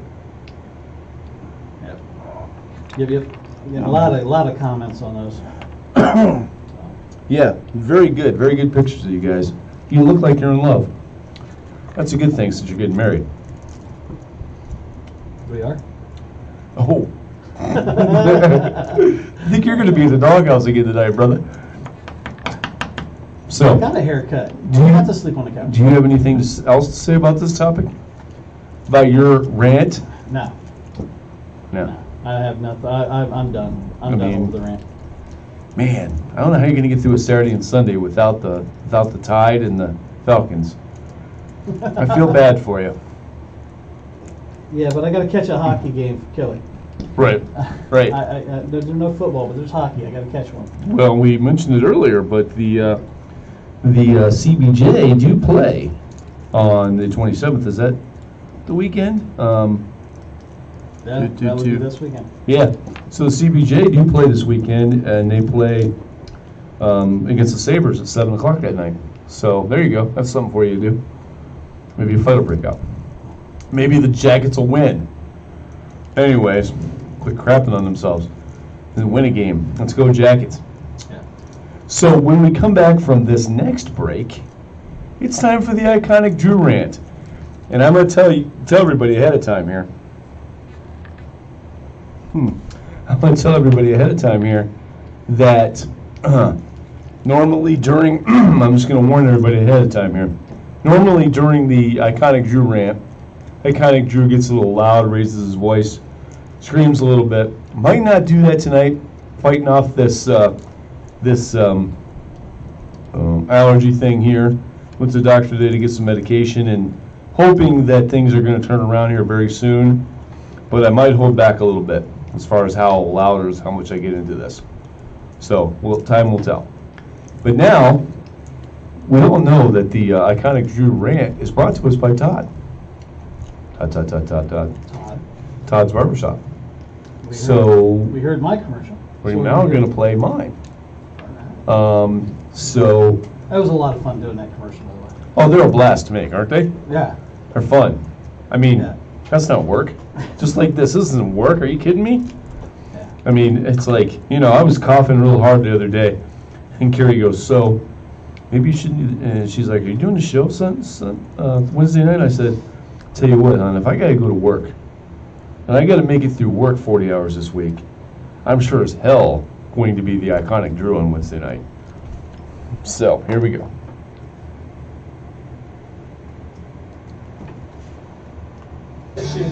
Get a haircut and get a real job. Are you getting shaggy? When you go home to visit your mom, does she say, who's that girl? Well, this is the iconic Drew, and every time I need a haircut, I go see Todd at Todd's Barbershop. There are always sports on the TVs, and everyone gives their opinion on sports. Sometimes even topics from the iconic Drew and cast of characters' sports opinion show. Todd has been cutting hair for over 18 years, and he's very personable. He will give his opinion on sports and anything else we're discussing. If you want to get a great haircut at an old-fashioned barbershop, go see Todd the Barber at Todd's Barbershop, located at 3867 No, you're still Street, Hilliard, Ohio, in the heart of downtown Hilliard. You're still a cast of character. Hours are Tuesday, Sometimes. 2 p.m. to 6 p.m., Wednesday, 9 a.m. to 4 p.m., Thursday, 9 a.m. to 6 p.m., Friday, 9 a.m. to 4 p.m., and then on Saturday from 7 a.m. to 1 p.m. Closed on Sunday and Monday because Todd is a family man. So if you need a haircut, do what the iconic Drew would do. Go see Todd at Todd's Barbershop.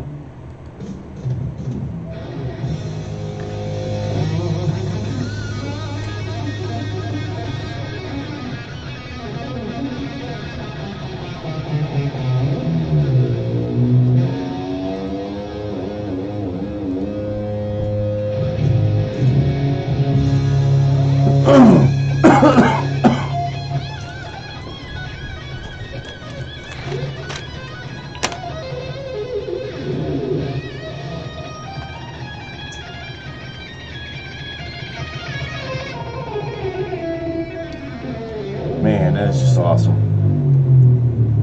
How did they pull that off? God. And here it comes. Here it comes. Here it comes. Here it comes. Here it comes. Oh, man. That'll get you fired up there, iconic.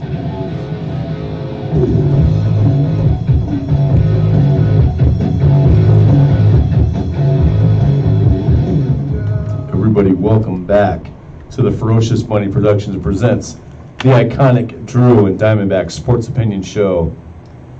This is the segment of the show called the iconic Drew Rant. Brought to us by Todd's Barbershop. Just played this commercial. We played it twice. We played both editions, and that's awesome. So glad to see that going on there. But what I'm going to rant about tonight, and like I just told you guys a couple of moments ago, I might hold back a little bit tonight because of the coughing, but hang on one second, everybody. So what I'm going to rant about tonight is something that's going to make Diamondback pretty happy, as he likes to dive into this topic. So we're going to talk about the overreaction of Buckeye fans after the loss to Purdue last Saturday night. Purdue wins 49-20, as we've already talked about the game, broke down the game, talked about what PU did and what OSU didn't do. And I'm not going to name this person that put this on Facebook. He's just somebody that's in one of the Buckeye groups. But here's what he had to say. He said, Meyer needs to step down. Fact check his stats, people, before you make a judgment. We rank 119 in penalties, rank 116 in defense, rank 66 in rushing yards. Prince is a disaster. Meyer hires friends and puts them above players like Davis, who was the best man at Meyer's wedding. Tim Beck a few years ago from a losing Nebraska team and made him OC. Many others. There's many problems with the whole team. Meyer will embarrass us in games with an ass-thrashing beating and teams we should have had to beat. All fingers point to Urban Meyer. The CFP committee will always look at OSU before making a judgment. We are now the joke of football. I hate and dislike everything about Bama, but I can say this. Saban will never get embarrassed in these games like we do. Time to go, Meyer. We've had enough. First thing I got to say to this idiot is, what the heck are you thinking? First of all, Meyer has gone 72-8 at Ohio State during his time there. So fact check your own facts there, pal. The fact of the matter is, he is in the top 3 of all college football coaches currently coaching in college football. Who are you going to get to replace him, young man? Who are you going to get to replace him? If they let Urban Meyer go, who's coming in? Who's coming in to coach? Well, I got plenty of free time on my hands, but I got to tell you, I don't think the iconic Drew could do half as good as Urban Meyer does, and I don't think you, sir, could do a fourth as good as Urban Meyer does. You're going for his head. You want him fired. Who's the replacement? Saban's not available. Davo's not available. So who are you going to have him replaced with? Who are you going to bring in? Huh? You don't mention in this rant here that you have who you're going to bring in, or who you think should be the next head coach at Ohio State. Let me tell you, when you have Urban Meyer, you need to keep him for a few years. He is 72-8 in his time at Ohio State. We've had 3 embarrassing losses under Meyer, I will admit, against Clemson in that championship playoff game, and then Iowa, and now Purdue. But that's only 3. I wonder how many embarrassing losses Maryland's had in that time period, or Nebraska, or some other teams. You're in that back. All right. So here's the thing.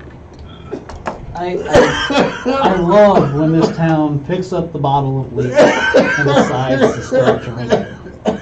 Absolutely love it. I mean, this town is so full of itself. It's amazing that you guys have gotten to that point. So that they're calling for Meyer to step down. I thought it was bad that Paul Feinbaum was saying he needs to step down, or that he's projecting that he's going to step down. So let me give you a little bit more on this whole ordeal. A little bit more, since you want to compare Saban and Meyer. So I'm kind of agreeing with you a little bit, but I as I said, I love when the football fan shows their true colors and don't know crap about the game. Exactly. And that's what it is. That's what I hate when people sit there and go, beginning of the season, I always hear it through Ohio State's going to win the national championship this year, national championship this year, national championship this year. After 10 years of saying that, eventually it's going to come true. There's nothing wrong with believing your team's going to win the national championship. Don't get me wrong. Don't get me wrong. Okay. It's just these people will sit there and say this type of crap, and then when it finally comes true, see, I told you, I called it in the beginning of the year. You call it every year. You're not doing anything different. Yeah. So let me That's go a valid point. That's the stats. Saban, overall record is 182, 59, and 1. Urban Meyer, 141-26. Percentage-wise, Urban Meyer's winning that. Yeah. That's 844. Okay, so .844 Yeah. to Nick Saban's .75. Oh, wow. Okay, Saban in bowl record and bowls overall 8-8. Meyer 8-2. Now these are just something I just pulled on here. So Saban in the SEC 78-23. Meyer 36-12. Wow. Winning percentage goes in Saban's favor in that time. Conference and all coaching stops. Saban 108-40-1. Meyer 84-18. Once again, Meyer winning that. Here's the stat that I like the most. Head to head, 2-2. Yeah. That means Urban Meyer is on the same playing field as Nick Saban. Yeah. So be thankful for what you have. Yep. You chased out Earl Bruce, who could beat your rival. Yeah. Got replaced with somebody that could not. John Cooper. Not saying anything bad about John Cooper. John Cooper did what he could do, and he gave you winning records every year. Turn around, replacing with Jim Tressel, started beating your rival, competed, and then you have Tattoo Gate. Now you have Urban Meyer, who, yes, he had a little bit of a scandal here, but every coach goes through a little bit of a scandal. You're not going to get a clean coach. I'm sorry, you're just not. Be thankful for what you have is what my point is. Well, and that was the area I was going to go to next, but I kind of lost my voice there. I kind of figured, but I was going to mention that, I noticed in these stats that this idiot's going through here that he doesn't mention Urban Meyer's record against his rival. He owns Meat Chicken. Hasn't lost yet, has he? Right. He owns them. I mean, and that's the game that Buckeye fans want the most. You You can have lose the to. rest of the season Well, as long as you get that. I don't know about all that, but I you hear got a lot of people sit there and say that. you I hear gotta a lot beat- of people say that. You got to beat Meat Chicken. You have to beat your rival, and that's a fact. And who does that? Oh, wait a minute. Let me think about it. Oh, the guy you're trying to run out of town, you idiots. The fact of the matter is, Urban Meyer is a great coach. We had a bad game. We had a bad game in every aspect except for the passing game. But we got behind and had to throw the ball more, so that's why that stat was to the ceiling. But they have a quarterback, finally, who will probably make it on Sundays in Haskins. He's not exactly your Urban Meyer typical quarterback, because he likes a quarterback that can run. And Haskins doesn't really bring that to the table.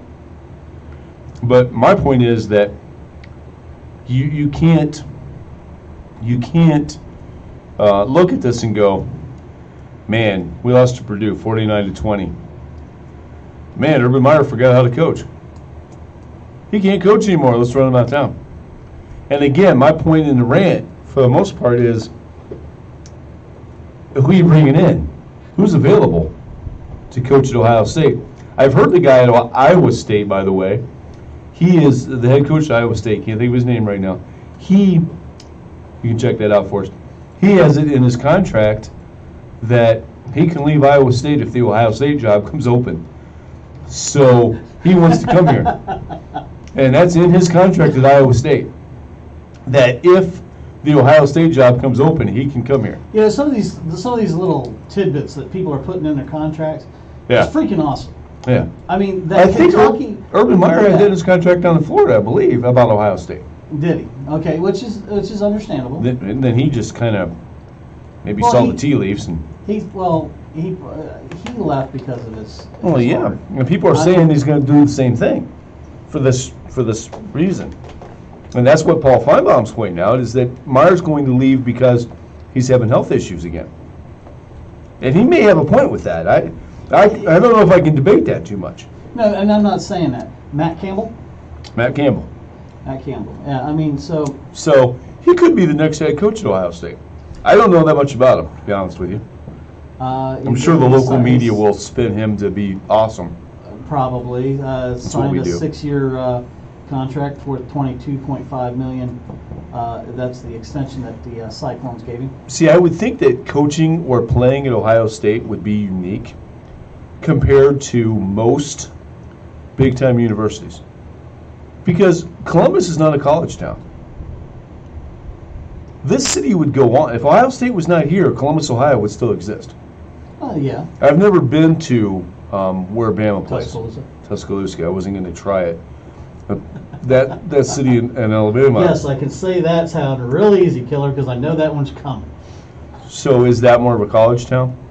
Oh, yeah. Small city type thing? Small, Kind of like small Ann Arbor? college town, Yeah. If Bama, during the 90s, after Gene Stallings won the 92 national title, left, and then of course we were fighting to find our coach all the way till they found Nick Saban.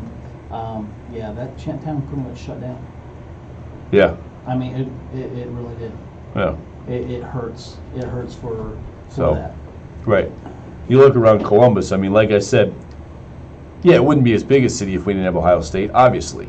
So Ohio State's number 1 or 2 in attendance every year in the nation.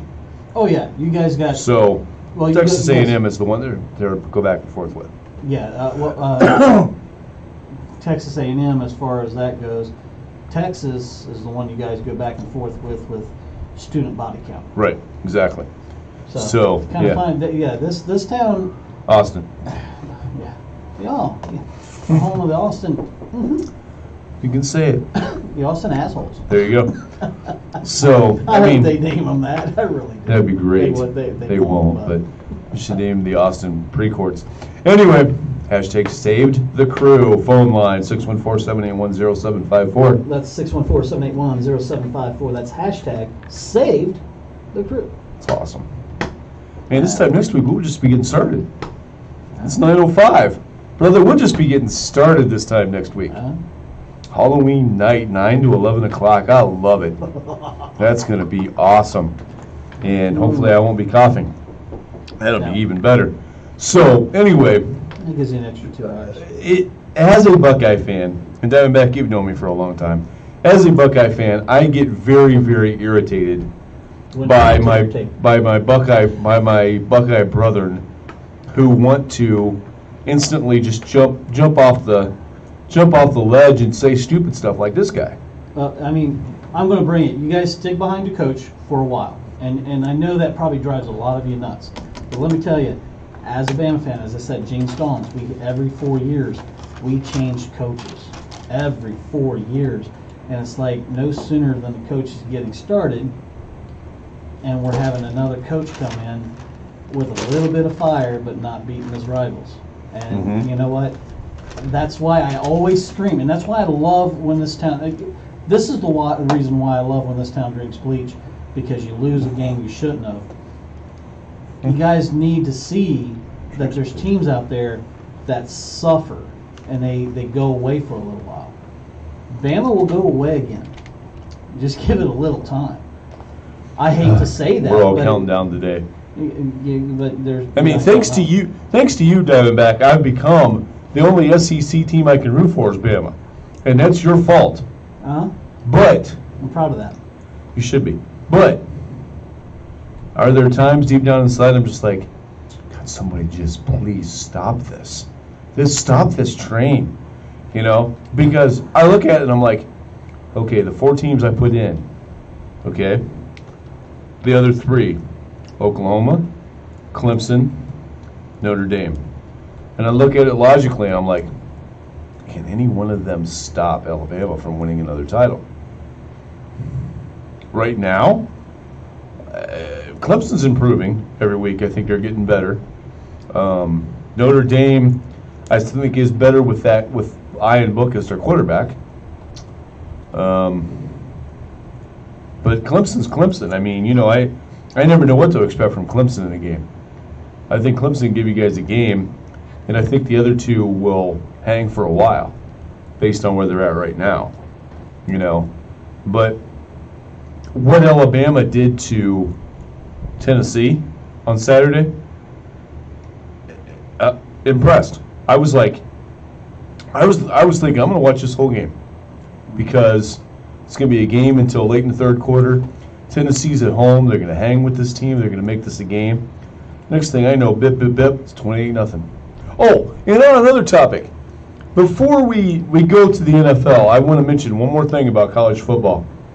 I'm watching the first quarter of this game, okay, between Bama and Tennessee. And Alabama's driving down the field towards their first touchdown. Every time a Bama player gets tackled, the Tennessee defender throws him to the ground. I mean, as hard as they possibly can. Throws him to the ground. I'm sitting there going, if this were an NFL game, those guys would be getting 15-yard penalties for this. This is. And I didn't know if that was part of Tennessee trying to intimidate it first or what they were doing there. And I'm not picking on Laura on this at all. She looks at me the other day and she goes, "You guys need to get more rivals." Who, Bama? Yeah, Bama.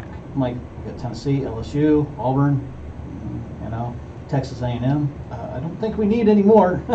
Really don't, because as you've seen, Tennessee, they don't let up. Even when they suck, they don't let up.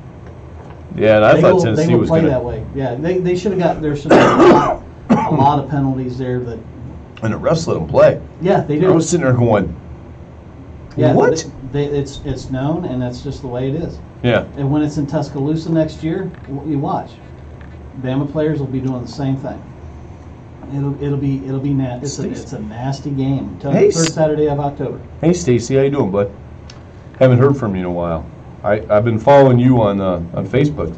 He's doing some. It's the guy I went to college with, graduated in the class before me. In fact, he was in Big Castle's class. Okay. At the Ohio Media School. Awesome. And Stacy's been doing some production work. He's been a DJ, doing some things like that, doing some great work. I follow him on Facebook, and Stacy's just a great guy. So it's nice to see you joining in and watching some of the Sports Opinion show there, Stacy. Appreciate that. Appreciate it, buddy. So. Yes, sir. LOL. Yeah.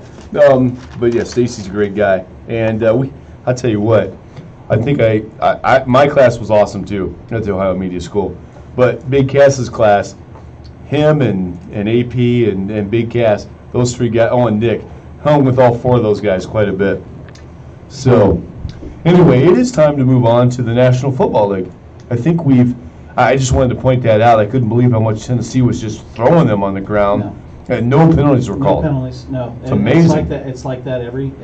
I mean, I watch this rivalry every year because it's the third Saturday in October, and I know what that means now. And I'm like, wow, Yeah, I mean, everybody sits there, being here in Buckeye Country, being in the heart of Buckeye Country. Yeah. It is amazing how you hear people all the time. Bama doesn't play anybody. Well, I bring this up only because, I asked the same question. Well, who's Ohio State play? And you guys always come back with one answer, and that's Michigan. Well, it's not the only answer anymore. Not anymore. But that was a lot of it. Because, you talk about rivalries. Ohio State's got three. Three now. You got Michigan, Michigan State, and Penn State. Right. I really am looking forward to the day that freaking add Purdue and Iowa to that list. Scott Frost. Bastards. No, they should always be that surprise. with a straight face. They should always be that surprise team. And you guys should.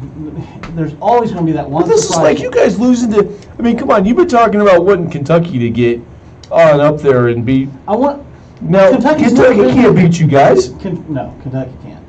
You're absolutely right. They cannot. You're setting yourself up for an easy SEC championship game is what you're doing. Yeah, pretty much. Typical Bama fan doing this kind of stuff. Oh, tell me you wouldn't like to see freaking... No, I want to play. You know who I want to play? If Ohio State runs the table. Okay. And I'm not saying they will because they got to beat me chicken. And I don't care where that game is. I want Purdue. You want Purdue? I want Purdue. Hell yeah. Are you kidding me? They just beat us 49-20. I want to take them to Indianapolis and spank the hell out of them. I don't. I hope Purdue runs the table the rest of the way through. I want them to win every game and get to the Big Ten championship game. I gotta look. Well, they're 4-3. They need to win out to have any shot. Well, yeah. But I mean, Wisconsin's already stumbled a couple times. They don't look all that fantastic. They're beatable. I don't know if Purdue has them left on their schedule or not. But no, I'll be rooting for Purdue every week. If you're a Buckeye fan, you should root for Purdue. Because they just spanked you. And this is what happened last year. You said Iowa has not played them. Here's part of why, another reason why the Buckeyes didn't make it to the Final Four last year. Iowa beats Ohio State, and then they turn around and lose and suck after that. So, but it kind of been like they're already 4-3. They're already 4-3 after beating, you. And they've lost to teams like Northwestern. Oh yeah, I know. Eastern Michigan, and Mizzou. Right. And Mizzou being the team that actually gave Alabama a little bit of a game. Not much of a game, but it did give them one of the strongest games there. I think that was one of the teams that they did not score 50 on. So, I mean, those are the three games, they started out 0-3. Yeah, they lost to Eastern Michigan, I know. Anyway, when we get back, we're going to talk about the NFL. Here's a commercial I made for the Ohio Media School, just for fun. One moment. So, like I said, when we get back, we'll talk about the NFL. You give us a call, 614-781-0754, at hashtag Save the Crew. Hey, it's the iconic Drew. And have you ever dreamed about being on the radio, or television, or a media job in general? Thanks, As a man. proud alum of the Ohio Media School, let me tell you, that is the place to go. You will be taught by instructors who have been and are in the business. And you will Have been hands-on and are. as you make your own commercials. Like this one. The school is located at 5330 East Main Street, Columbus, Ohio. Website, beonair.com. The phone number is 614-423-4945. So do what the iconic Drew did and go to the Ohio Media School. I'm here. Oh, Stacy's at the school. The song will always introduce the NFL. Only because the Steelers play it.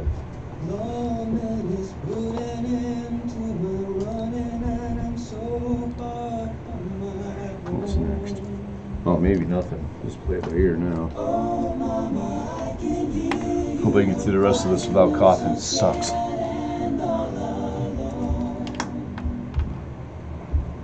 Hangman is coming down from the gallows, and I don't have very long.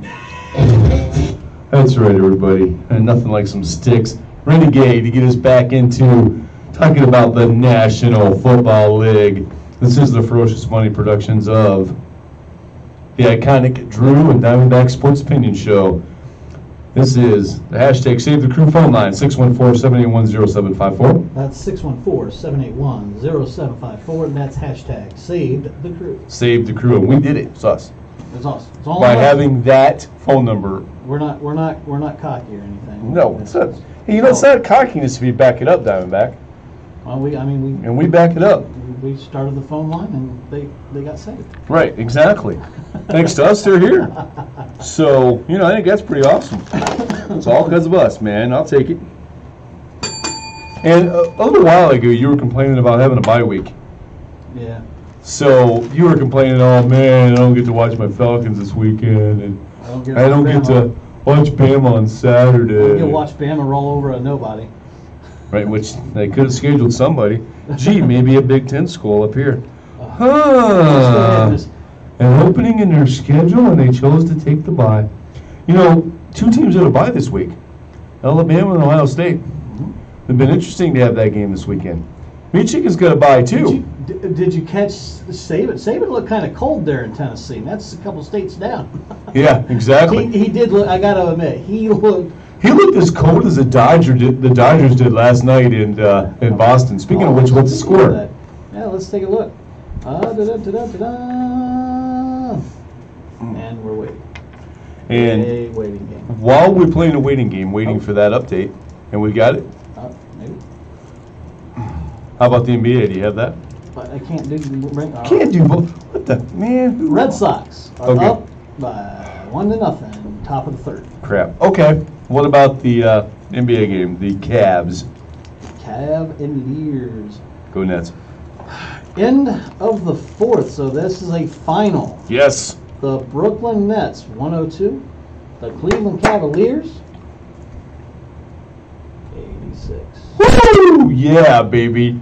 Yeah, baby. That's what I'm talking about. It Cavs just go down. went, and I'm talking it just went final here. Cavs go down in flames again. So, I love it. I like it. They're a Cleveland team. I can't root for them. wow. So, This hatred's still coming out. but back to this whole bye week thing, if I may, Diamondback. Last weekend, the Pittsburgh Steelers had a bye. They started Sunday morning in dead last in the AFC North. Where are they at now? Oh, when the day ended? Yeah. They were first place. Didn't play a game. Got to sit at home. Nobody gets hurt unless they trip over their kids' toys and fall down the steps. Could happen. Good. Good. Although they're not baseball players, so they're probably not going to get hurt doing that. Only baseball players get injuries at home, not football players. Well, home is where they have to slide into. Right, but I'm talking about their houses, and they get hurt in them all the time. Yes, they do. So I'm sitting there. Wear a helmet. I spent the day watching the NFL on Sunday and loved it. My Steelers, I didn't have to worry about them losing because they weren't playing. And in fact, they won. Because first, thank you, Tampa Bay, beating Cleveland. We'll talk about this game more in a minute. Beating Cleveland in overtime. That was the first domino to fall. Then the Ravens, I can't wait to get into this game here in a few minutes. The Ravens losing by a point. No tie there. Thank you very much to the Saints there pulling that off. And then the Bengals. And then the Bengals, the last domino to fall, the Cincinnati Bengals go out to KC and just get trounced. It was beautiful. Loved every second of it. We'll talk about that game here in a minute. Without no apologies to Big Cass. Look, I'm sorry, brother, but the fact of the matter is, you know I don't like your Bengals. You don't like my Steelers. It's okay. We're good with that. Playing in the same division, that'll happen. But the fact of the matter is, though, that the Steelers stayed at home, didn't sweat, probably slept in, maybe got up, went to church, spent time with their family. They're watching the scoreboards too, I'm sure. And what happens? Last to first, without lifting a finger. It's beautiful. Absolutely beautiful. Could have the same thing on Sunday, Diamondback. You get to sit and watch football all day and cheer for the teams that are playing the teams in your division. I got a garage. Man, listen to him. He's whipped out. He's happy already. So anyway, good for you, Diamondback, but it could still happen. No, it's not being whipped. That's actually being smart. What's the word I'm looking for? Ambitiously lazy. Because otherwise I got to go out every morning and scrape her windows in the winter. So by parking her car in the garage, you don't have to do that. Yeah, it's called ambitiously lazy. I actually got myself up this morning in time to take care of Carrie's windows, and It wasn't that she bad. did not know it until she got to her car. Nice surprise. Nice. But the blonde bombshell deserves that kind of treatment because she's awesome. But anyway, so I was pretty happy with my Steelers on Sunday. We won without playing. So, and we'll get into all those games here in just a moment as we go through the games. Overall this week, by the way, Diamondback, How'd I do? you finished at 7-7. 7-7. I finished. Iconic Drew finished at 9-5. So I win the week. I guess I don't have much. And just like my Steelers, I go from last to first without playing. So there we go. It's kind of interesting making picks though without the Steelers being in the mix. It was a little harder to pick the games actually because it was like, okay, I don't really, okay. So, I cared, but I cared enough to watch games and highlights all day long. Go, ooh, here we go, Steelers, here we go. And we can't go from last to first because New Orleans is. Well, you need more help than just 1 week of teams losing for you. You need to actually go out and win a few games too. They've won 1. Come on. 3. Atlanta's won 3? Yeah, 3 and 4. You're absolutely right. They were 2 and 4 before that game against the Giants, which we'll get to here in a moment. Which I absolutely enjoyed. Killing time! Your Giants went down. Uh-huh. Yep. Eldre, if you're out there, what's up with your Giants? Anyway, what was that final, by the way? 23-20. Okay, thank you. Anyway, so next week, by the way, everybody, yes, we are on from 9 to 11 next week. It's Halloween night. We're going to have some fun, trick or treats, and some spooks. 9 to 11 at the Continent. That's going to be interesting. Yeah, that's going to be fun.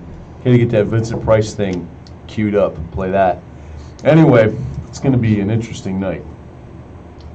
So let's get to the games.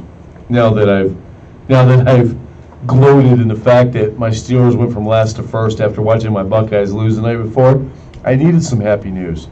I needed something to go my way, sports-wise, last weekend, and that was it. That's all I got. So there it was. In the first game of the week last week, the Broncos travel to the Cardinals. Diamondback takes the Cardinals. Don't know why. I take the Broncos. Broncos win big, 45-10. I was just looking for a couple of upsets. There's not one of them. Obviously. So in this game, Emmanuel Sanders threw and caught touchdowns, and Denver returned 2 interceptions for touchdowns. Their defense is kind of coming around too there in Denver. Big win there for the Broncos. Puts them back up to 3 and 4. See what they can do from there. Then we go to some games on Sunday. The Titans against the Chargers. We both take the Chargers. The Chargers win 20-19. Chargers win 20-19. Well, I can't believe it. Didn't I take the Chargers in this one? We both did. Awesome. This game was in London. Rivers finds Williams for a 75-yard touchdown. The Titans fail on 2 two-point conversion attempts in this game. So Titans certainly could have won. With all apologies to Big E, if he's out there, a big Titans fan. So, but the Titans are at least competing. You got to give them that. This next game, the Diamondback gets right. We have the Pats at the Bears. I took the Bears. Took the Bears. Thanks, Matthew. Diamondback takes the Pats, and the Pats win 38-31. Because Mac is not really all that. So in this game, Patterson burns the Bears defense for a 95-yard kickoff return during this game. And, of course, the Pats won by 7 points. It's something the Pats do better than anybody in the league, and hate to mention it because you know I don't like the Pats, but I respect them. Something Bill Belichick will do is he will neutralize the other team's best weapon. He does it well.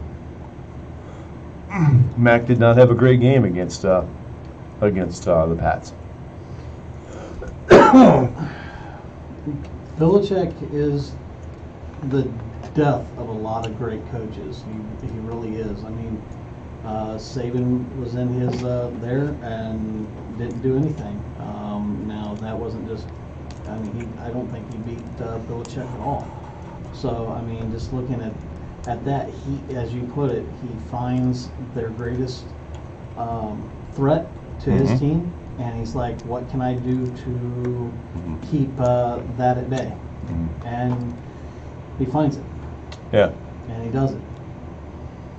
So, unbelievable. I mean, 38-31, a lot closer game than what I thought, but still yet the outcome that I thought it was going to be. I really thought the Bears was just going to flat out win this game. With their defense and being home, I thought that this was... Playing in Chicago is no joke. No kidding. I mean, but if anybody can, the Pats can, because they play in the cold as well. They play up there in that frozen tundra up there. So you would think that the team in that division that would have the hardest time playing in Chicago or Green Bay would be the Vikings, since they play in the Dome. But maybe they're just used to it because they played there over the years, you know. Well, so they play there every year. Yeah, the Vikings play there decently. Well, the Vikings have to play in Green Bay. They got to play there in Chicago. what's the other where else? Help me out. Green Bay, Chicago. What is that? Detroit. Detroit. Detroit's a But dome.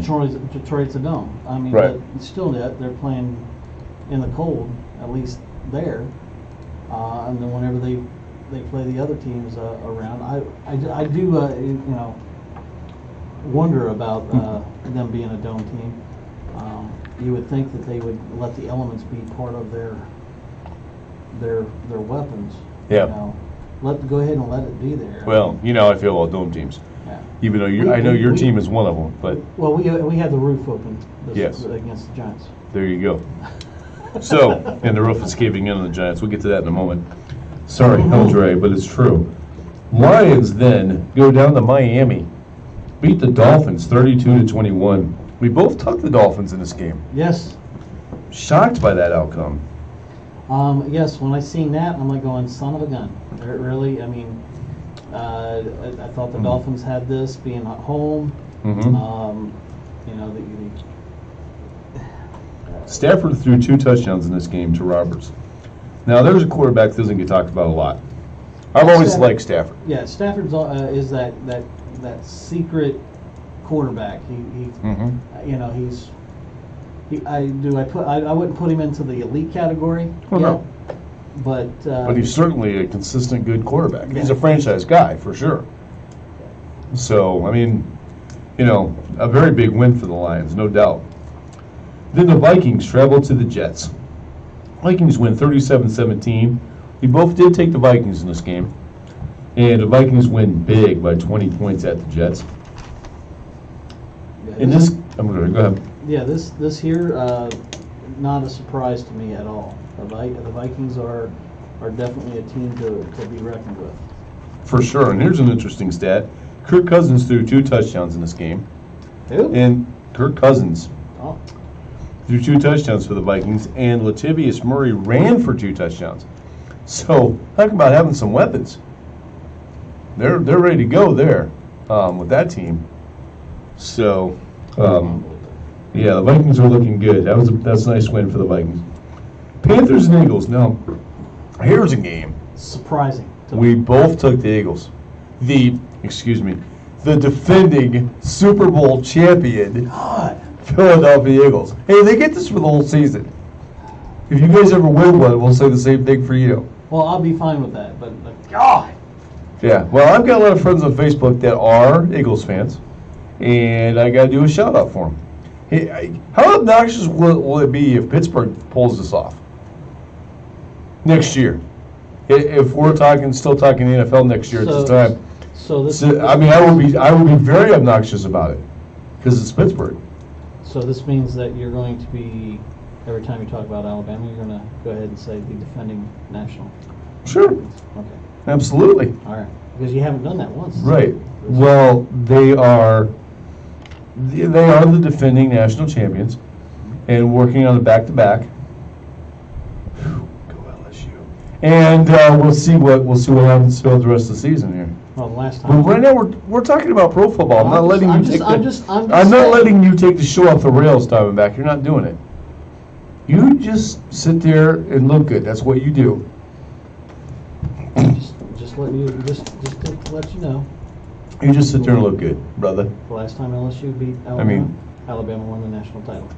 So, moving on with the National Football League. Always wants to bring up Bama. I mean, you have not once. I'm bringing it up because you have not once said that. We are done. We are done talking about college football for this week. So stop it. Knock it off. You don't get to bring up college football in the pro football segment. I'm going to bring that. I'm No, going to bring it up because you're saying the defending national champions. They are the defending NFL champions. Okay. So, and we're done with college football. I can't go back and correct what we didn't say about Bama. Said it once that's this fine. Year. That's what I meant. That's all my That's point absolutely fine, Diamondback. The fact of the matter is, what sport are we talking about right now? Football. NFL. Football. National Football League, not CFA. All right. So you just sit there and you just chime in on these games. I'm enjoying. And sit there and try to look good and do what you got to do. There's no football this year. There's plenty of football this week. We'll get to the games here in a minute. My boys play, just because yours don't. Here we go. Here it begins. The beginning of Pittsburgh going from last to first. The first game that mattered. The Browns, the Cleveland Browns at the Buccaneers. I take the Buccaneers. You take the Browns. I get the win. That was a hard pick. I understand that. Buccaneers win in overtime, 26-23. Do you realize now the Browns are 1-2-1 in overtime? They've played more overtime games than anybody in the league. What's this tell us about the Browns, though? They're competing this year. They are competing. They look good for the most part. And this crap about the coach being on the hot seat, bullshit. Come on. He is now showing that his plan is working. I agree. I mean, granted, hopefully not this week, but I agree. Well, they're saying that if he loses to Pittsburgh, he's out on his ass. Which is crazy. That's bullshit. Okay, Cleveland, Columbus, part 2. So, in this game, the Browns lose in overtime, as we just pointed out. Catazinho makes a 59-yard field goal. Yes, folks, I said 59 yards field goal in overtime to lift the Bucs to the win. Browns overtime record, which I just mentioned, 1-2-1. So, yeah, like I said, they're competing. They're in the games. You can never count them out, seems like. Every week they're stretching it to the end. I have heard that they're going to put the score of 21-21 up on the scoreboard and just start the game at that point. They should. To continue that overtime. Quarter 6. Quarter 6 so this quarter 6. Even though quarter 5 is only 10 minutes, don't get me started. Oh, the overtime rules suck in the National Football League. Hey, what are you wearing to that event? Which event are we talking about? That event? I can't read it because you got it blocked. You actually control what I can see on that screen. Wow, okay. So, moving on then. The Texans go to the Jags. We both take the Jags. Texans win 20-7. Total shock in this game. Jaguars should have been all over them, basically like stink on shit. QB Blake Bortles fumbles twice, which led to 10 points for the Texans. Benched for former Browns QB Cody Kessler. So Cody Kessler coming in. This is a good point to ask this question, Diamondback. Something I've been thinking about all week. When it comes to the National Football League, does defense win championships still? No. You don't think so? No, not anymore. Not anymore. We've got, I can think of maybe 3 teams in the NFL right now that have a decent defense.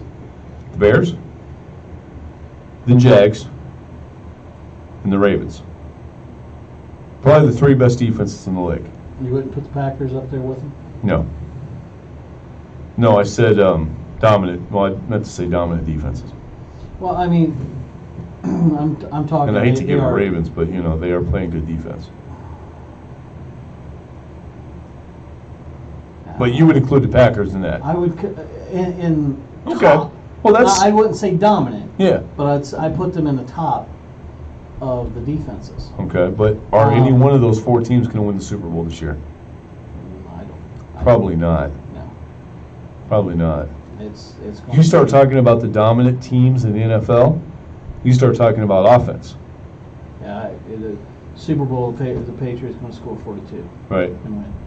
So what's your Super Bowl pick right now? Let's do that right now. Who do you think's going to the Super Bowl as of right now? Patriots. Definitely for the taking away, taking away the Packers who I picked there in the preseason. Oh shoot. God bless America. It's gonna come down to the Rams and the Vikings. So who you got? I'll pick the Rams. I'll take the Rams. Yeah, they're just looking too good. As of right now, I've got the Rams and Chiefs. I think the Chiefs get there. Chiefs is a good good pick. I don't think the Patriots go this year. But I could be wrong. The only time will tell.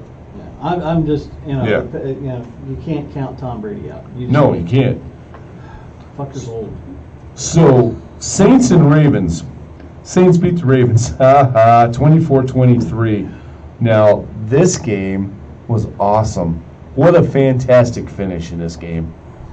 The Jason Tucker, who is one of the best field goal kickers and extra point kickers in the National Football League, misses an extra point as time expires and would have gotten overtime. And the Saints win. The second domino falls as the Pittsburgh Steelers climb to the top of the AFC North. So that's pretty awesome right there. I was like, oh, when he missed it, I loved it. Did you see the pictures of him on Facebook and stuff with the look of like shock on his face? It was beautiful. That's a chip shot you should always make. I mean, this is the whole reason they've changed the kicking and everything about it to give that there. I mean, but it still should be 100% make for an extra point.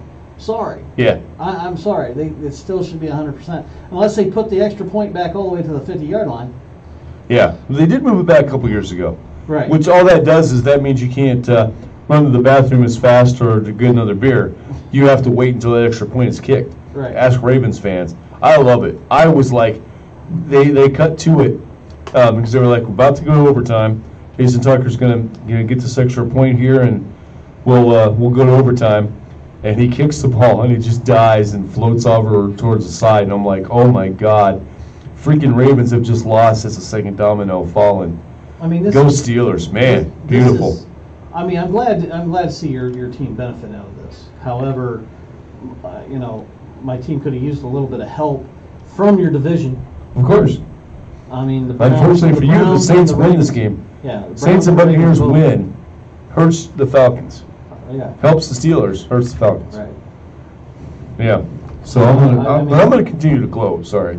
That's fine. Yeah. That's fine. I mean, the season's not over yet. They are not out of it yet. They're not in panic mode, and they're not in the sell mode of the Giants. We both just put the Rams in the Super Bowl. Rams beat the 49ers 39-10. 39-10. 29 points. In this game. Amazing. In this game, Todd Gurley scored 3 touchdowns. This team is amazing. They're the greatest show on turf again. We both did take the Rams in that game. Yeah. The next game, Bob's Redskins against Killers Cowboys. Redskins win 20-17. We both took the Redskins. Don't tell Killer. So, he might have too. Well, I don't know who he took there. That's. This was the game that featured the strip sack. Redskins linebacker Ryan Kazinian stripped the ball from Cowboys Dak Preston. Yeah, and it was recovered for a touchdown by Preston Smith. What a great finish! That was beautiful. It's just, I'm glad to see the Redskins doing something. They're actually towards the top of their standings, their division. Mm-hmm. Unbelievable. This was a good game. This really was a good game.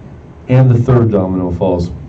The Bengals travel out to KC. We both take the Chiefs. The Chiefs don't disappoint. 45-10. Mahomes throws 4 touchdowns in this game. Unbelievable. Mahomes is just a beast. This kid is going to be a beast for years in the NFL. And the Chiefs made a great pick. They moved up in the draft to get him, if you remember. Yes. They moved up and got Mahomes, and everybody went, "You've got Alex Smith." And they said, yeah, well, we want Mahomes, and now you know why. So, I mean, this was a great win for the Chiefs. And, of course, like I said, the third domino falls. The Pittsburgh Steelers climbed to number 1 in the AFC North without playing a game. That's been the theme of the picks from last week. But we're going to let Diamondback talk about this last game. The Giants traveled to Atlanta. Since you want to have a Falcons game to talk about next week, I'll let you talk about this one right now. Give the score? Falcons win 23-20, but go ahead with some of the stats in the game. I'm just absolutely loving this. I have another reason to hate the Giants. Always have. But not as bad as I hate the Cowboys, but I really do hate them. I have another reason I hate them. Killing Times Giants did fall to my lovely Atlanta Falcons 23-20, but it was a good game. It went down to the wire. Really thought the Giants were going to come back. Eli Manning, feeling bad for him though. I mean, I think he's done. I think he's ready to join the band. The writing's kind of on the wall. It looks like those three quarterbacks drafted that year, Big Ben, Eli Manning, and my boy out and with the Chargers. What's his name forsaking me right now? Because he's having a great year too. Can't believe I just forgot his name. Dang it. I'm trying to find it real quick. Those three guys, thank you. Those three guys are all going to be in the Hall of Fame, I think. But right now, I think Eli's on his way out. He'll be the first one to retire or be done. He's. I don't want to see him do the same thing his brother did, which is go to another team and play. But that's the thing. What team in the NFL needs a quarterback right now? I can think of one that needs a starting quarterback. And is Eli better than Blake Bortles? I don't know. Maybe. I mean, that's definitely a decent fit. Jacksonville's who we're talking about, obviously. Yeah. That's definitely a decent fit for him. Trade deadline is next Tuesday, by the way. Yeah, and you might see this because, as I said, the Giants are going to be starting to sell the stadium. Yep. They really are. Speaking of trades, when we come back from this next break, we'll have two trades to talk about that happened in the NFL last week, plus our picks for this coming week, even though the Diamondback does not care. But here we go. I have no heart in this at all. That's okay. Maybe you'll actually win. So you tired of the same old for subs? Come try Cosmic Subs. We're coming back right after this. All kinds of delicious subs. I'm hungry for a sub. I know. We've got Italian, I had some. and of course the famous I had some Subs Sunday. Numerous other Subway. options to eat. Never This good. is the iconic Drew Man. Whenever I want to sub, I go to Cosmic Sub. Why? Get ass Subway you've would never be been. It's simple. Get the best subs in town. Cosmic Subs is a special deal going. From today through the weekend, buy one sub at full price, second half price.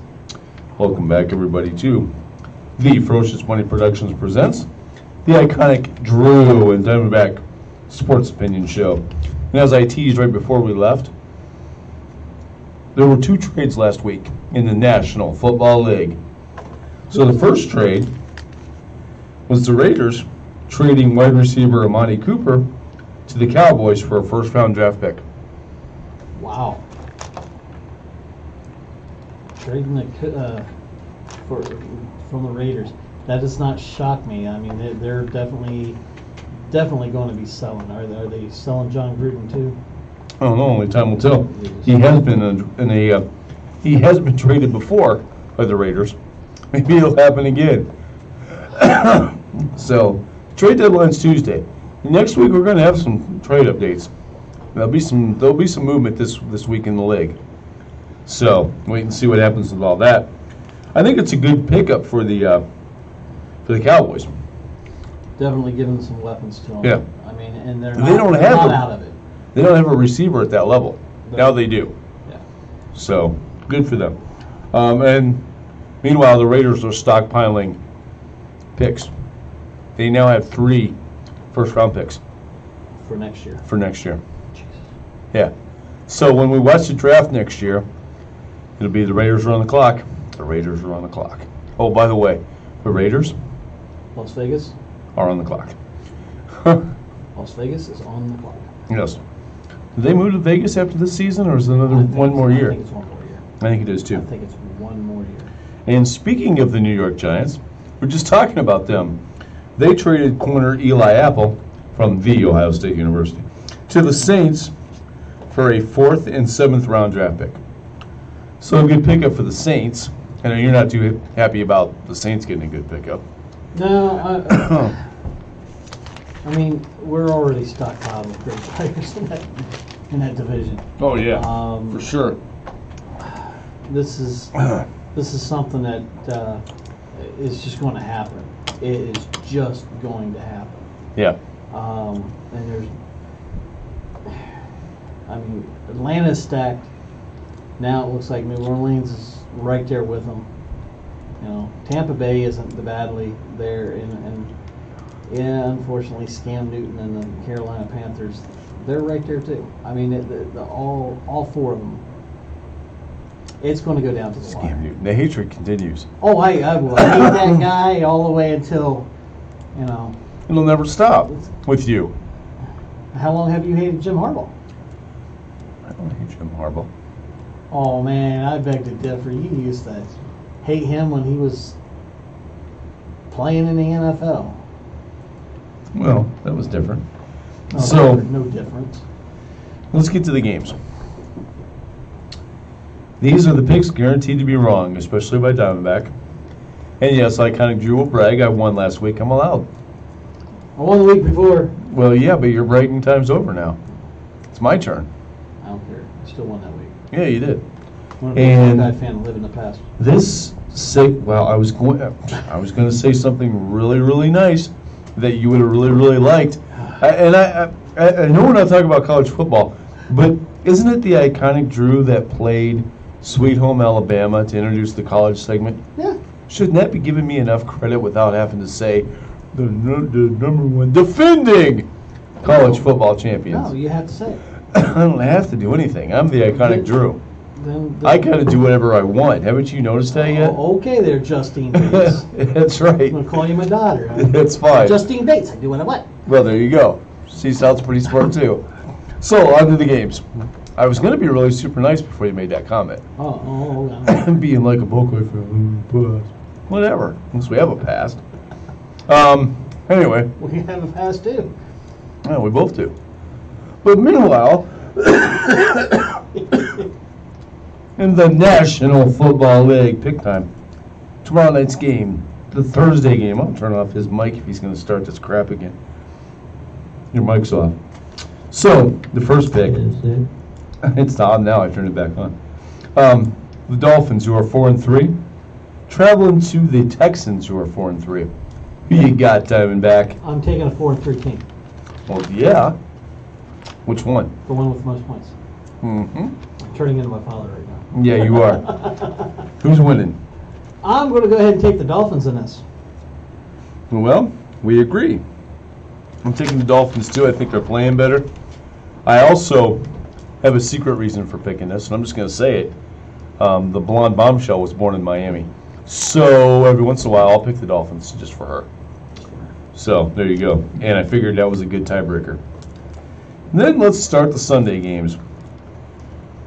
The 3-4 Eagles, the defending Super Bowl champion Philadelphia Eagles, and the Jacksonville Jaguars, who are also 3-4, travel to London to play a game at 9:30 a.m. our time.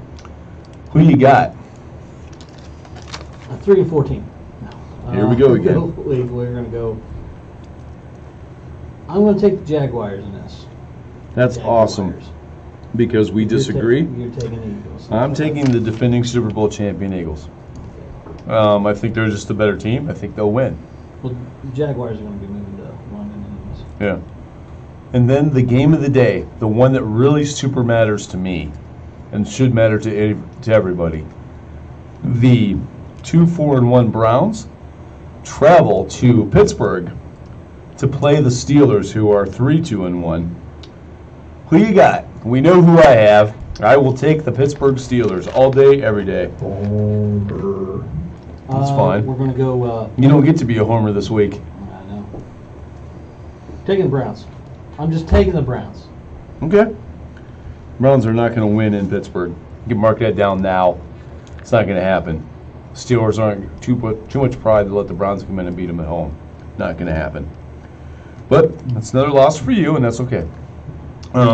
The 3-4 Broncos travel to the 6-1 Chiefs. Who you got? Chiefs. Yeah, that's an easy pick. I will take the Chiefs as well. And Chiefs should roll big in this game. Sorry, Bronco fans. Then we have Bob's Redskins at 4-2 against Eldray's Giants, who are 1-6. Who you got? The game's in New York. It's in New York. Yeah. Team's crashing. Taking Redskins. Yeah, me too. All day. Me too. All day, every day in that matchup. Only on days that end in Y. Right. All days that end in Y. I think if these two teams played 10 times, the Redskins would win them all. Wow. The Buccaneers, who are 3-3, travel up here to the great football state of Ohio and take on the Cincinnati Bengals, who are now 4-3, find themselves in second place. Looking up. Who you got? Just because I know you took the Bucks in this, I'm taking the Bengals. And here's a shocker. I took the Bengals. Son of a biscuit. Yeah. At home, I can't pick against them against the Bucks. The Bucks are erratic. I don't even know who's playing quarterback. They look like a team that doesn't want to. I don't know. They don't know how to be consistent. The 3-3 Seahawks at the 3-3 Lions. You were taking the 3-3 team. Which one? The team that's going to be 4-3. Why do I put up with them? I don't know why you put up with them. Give me the Lions. Yeah, me too. I just think they're at home, especially. At home. If it was in Seattle, I might actually take Seattle. Yeah, I mean that's. But I still that's the only reason. might even still take. I mean, this is a Lions team that just went to Miami and won last week. So obviously, you know how to win on the road too. They're a good football team, much better than their record indicates. The 3-4 Jets at the 3-3 Bears.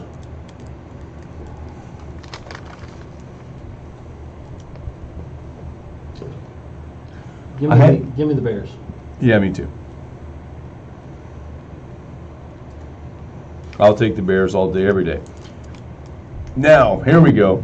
Here's a matchup for you. The Jason Tucker Ravens at 4-3, taking on Scam Newton's Panthers at 4-2. And who you got? Games in Carolina. Games in Carolina. I mean, Carolina's going to win it, but I'm going to root for the Ravens. What are you taking, the Panthers? I'm taking the Panthers. Okay, yeah, me too. I just think they're the better team, especially at home. And I don't know if I've mentioned this or not, but the defending college football champion, Alabama Crimson Tide, have a bye this weekend. Has that come up? Okay. But did you notice how I introduced them? Are you happier now? No. We're trying to make Diamondback happy, folks. Both his teams have a bye, and he's bumming. I am. He's going to clean the garage so he doesn't have to scrape a car window. I ain't going to watch any football. Yeah. Come on. Give me a break. Let's start the 4 o'clock games now. You'll watch some football. I know you too will. The Colts, who are 2-5, travel to the 1-5 Raiders. Who you got? John Gruden's going to pick up his second win. He's got the Raiders, and we have a disagreement. I'm taking the Colts. I have made statements about both of these teams over the last 2 weeks, and they contradict this pick. When I saw this matchup come up, I went, son of a gun, here we go. I've got to go against something I said over the last 2 weeks. As I said, Andrew Luck doesn't have it yet. He's not back. He's not back from his injury. He's not 100%. Don't take the Colts this year because that's going to be a loss. And then I said, I'm not picking the Raiders again. They've cost me 2 picks 2 weeks in a row. I'm never picking them again. I hate them. I'm not taking the Raiders. And they're trading everybody. They're getting rid of their best weapons. I'm Amari Cooper. And I went, all right. I have to break one of my rules this week. So I'm taking the Colts. He's taking a tie, folks. He's taking a tie. And it could end in a tie. This game could end 0-0. These teams are pathetic, both of them. They are. Anyway. The only reason I'm taking the Raiders is because they're at home. And that's I almost went that way for that same reason. Raiders will probably win this game. I hate to say it goes against my pick, but the Raiders will probably win at home. But you've got the Browns and Jags, so there's 2 losses for you anyway, so I'm good. In what may be, in all honesty, the best game of the day, I wish this game was in Green Bay. The Packers at 3-2-1 travel to the undefeated Rams, the only undefeated team left at 7-0. Who you got? Packers at the Rams. Taking the Rams. Yeah, me too. I wanted, and all apologies to my bro, I wanted to take the Packers in this game, and just could not. I was like, man, the Rams are just too good. And all the Packers have is Aaron Rodgers. They got nobody around him at all now. So I had to take the Rams. And now it's time for the DVR Game of the Week. Make sure you DVR this one, folks, so you can watch it later. The 1-6 49ers travel to the 1-6 Cardinals. Who you got, Diamondback? The 1-16. Yeah, no kidding. I don't want to pick. Yeah, I didn't want to pick either. Four refs. I mean, this could be the tie game of the week. In all honesty.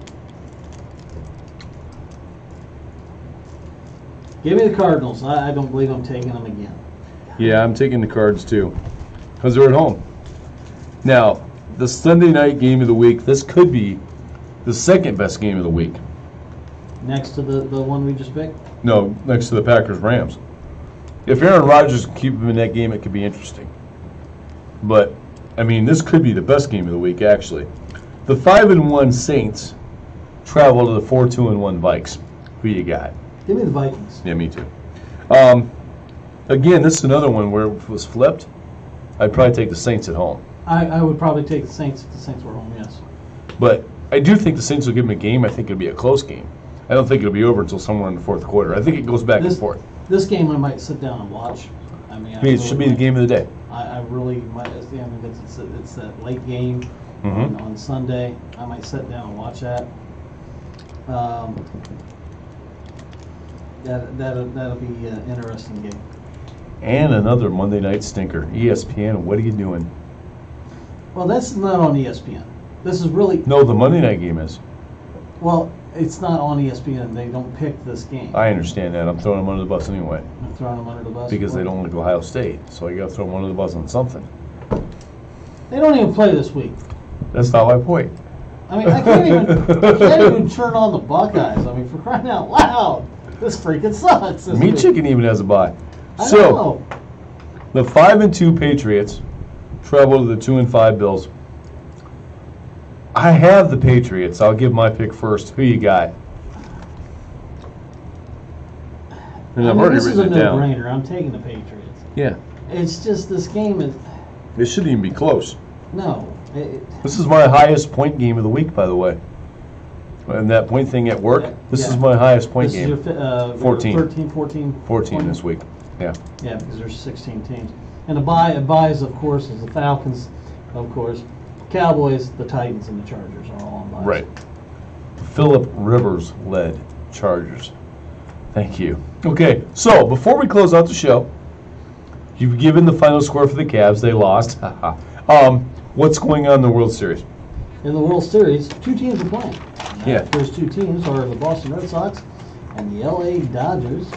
God, Go Dodgers. I hate the Dodgers. Go Dodgers. I hate the Red Sox. You know why I hate the Red Sox? Why? Because Patriots fans are Red Sox fans. So what? I can't root for them. This is my hatred of the Patriots. It's that deep. Bottom of the fifth. It is 2-1 Red Sox. in favor of the Dodgers. Yes! All right, go Dodgers. If they can even up this series, that'd be sweet. Is it a Diamondback? Is it a 2-3-2 this year, or is it a 2-2-2? I mean a 2. You know what I mean? Is it 2-3-2?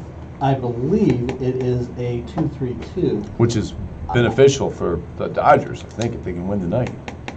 Right now, it is the bottom of the fifth. The Red Sox are up. Right. And it's 2-1. Runners at first and second, with 2 outs on the board. They just put a second runner out there, so they got a runner in scoring position. Mm-hmm. So let's take a look here. Well, and this is the saddest time of the week for me, because we get to say goodbye to all of you. And remember, next week it is Halloween. The 31st will be on from 9 p.m. to 11 p.m. with the same shenanigans as this week. We won't have any topics because we've got plenty of material to cover with college and pro football and also the rants and all of that type of thing. So we don't have to do any extra homework on all. Iconic Drew doesn't have to do any extra homework on all that. And Diamondback will show up and do what he does, be the IT specialist. Dude, I'm telling you, please do me a favor out there. Go to LMS.DiamondBack. Take a look at my YouTube page. Give me some opinions. I'd like to know what you think. I've got an actual sports ticker going on down at the bottom. It's got the top 25 college games from last week ticking in the bottom. It's just a work in progress. It is just a work in progress. Understand, I know these games are done. I'm thinking about doing possibly the up and coming games for both the NFL and the college, just to have running down here. That's what the games are coming up, because we actually talk about the scores, so I don't really see a reason why I have to have the scores running in the bottom. But it's an added addition that I did this week. I hope that you have a chance to come over and take a look at what I've done. And that goes out for me too. Everybody knows that the Iconic Drew wants to do this for a living. Yep. So I want your input. What can I improve on? What can I get better at? I understand, don't cough. But that's going to come with time. I'm fighting off this allergy thing. Don't cough is probably going to be the top. And that's fine. But it's something I'm working on with the allergy. I went to a doctor today. Going to get an allergy test next week. So things are moving along as far as that's concerned pretty soon. Iconic Drew will not be coughing anymore, which will be sweet. But I want to know how I can explain things better, what I can say better, what I can work on to get myself where I want to be. Yeah, you're wanting to get more into the radio side of things. I want to get more behind the scenes, and that's where I'm actually thinking, and that's the reason I say I need some opinions of what you think of my setup. So let's say goodbye. Let's say goodnight. We're about 5 minutes over right now. That's a big deal. But we do want to thank everybody that watched us along Facebook, along all the social media that we have, and also on WTMHradio.com. Thank you, WTMHradio.com, for providing the outlet for us to do this. Yep. And they're, of course, sponsored by Unplugged Magazine. Diamondback, why don't you go ahead and say goodbye first for us? Well, before I do, I just want to let you go ahead and know it is a 2-3-2 setup for the World Series. Awesome. And that's where we're at there. I am the Diamondback. Do appreciate everybody that does tune in. Everybody, Killer, Laura, the blonde bombshell, Carrie. I just using his words because I could not think of your name at the time. Wow, I never admit that. What the heck are you doing? I'm honest. I'm an honest guy. I gotta look professional for the last part of the show. You gotta be there. So, thank you all for helping out, tuning in, and spreading the word. We really, really appreciate it. Thank you. I am the Diamondback, and as always, enjoy. And I am the Iconic Drew. Saying goodnight to everybody. I want to thank everybody that did tune in to Facebook. Stacy, saw you popping in there tonight, and along with everybody else that popped in, of course, Carrie, and anyone else who I did see pop in through the night. We do appreciate that.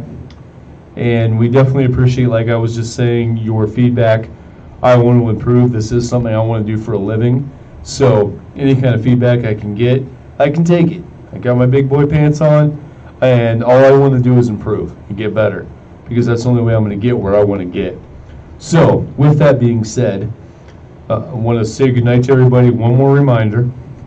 We'll be on next week on Halloween from 9 p.m. to 11 p.m. And it'll be a special Halloween edition of the Ferocious Money Productions present the Iconic Drew and Diamondback Sports Opinion Show. Good night, everybody.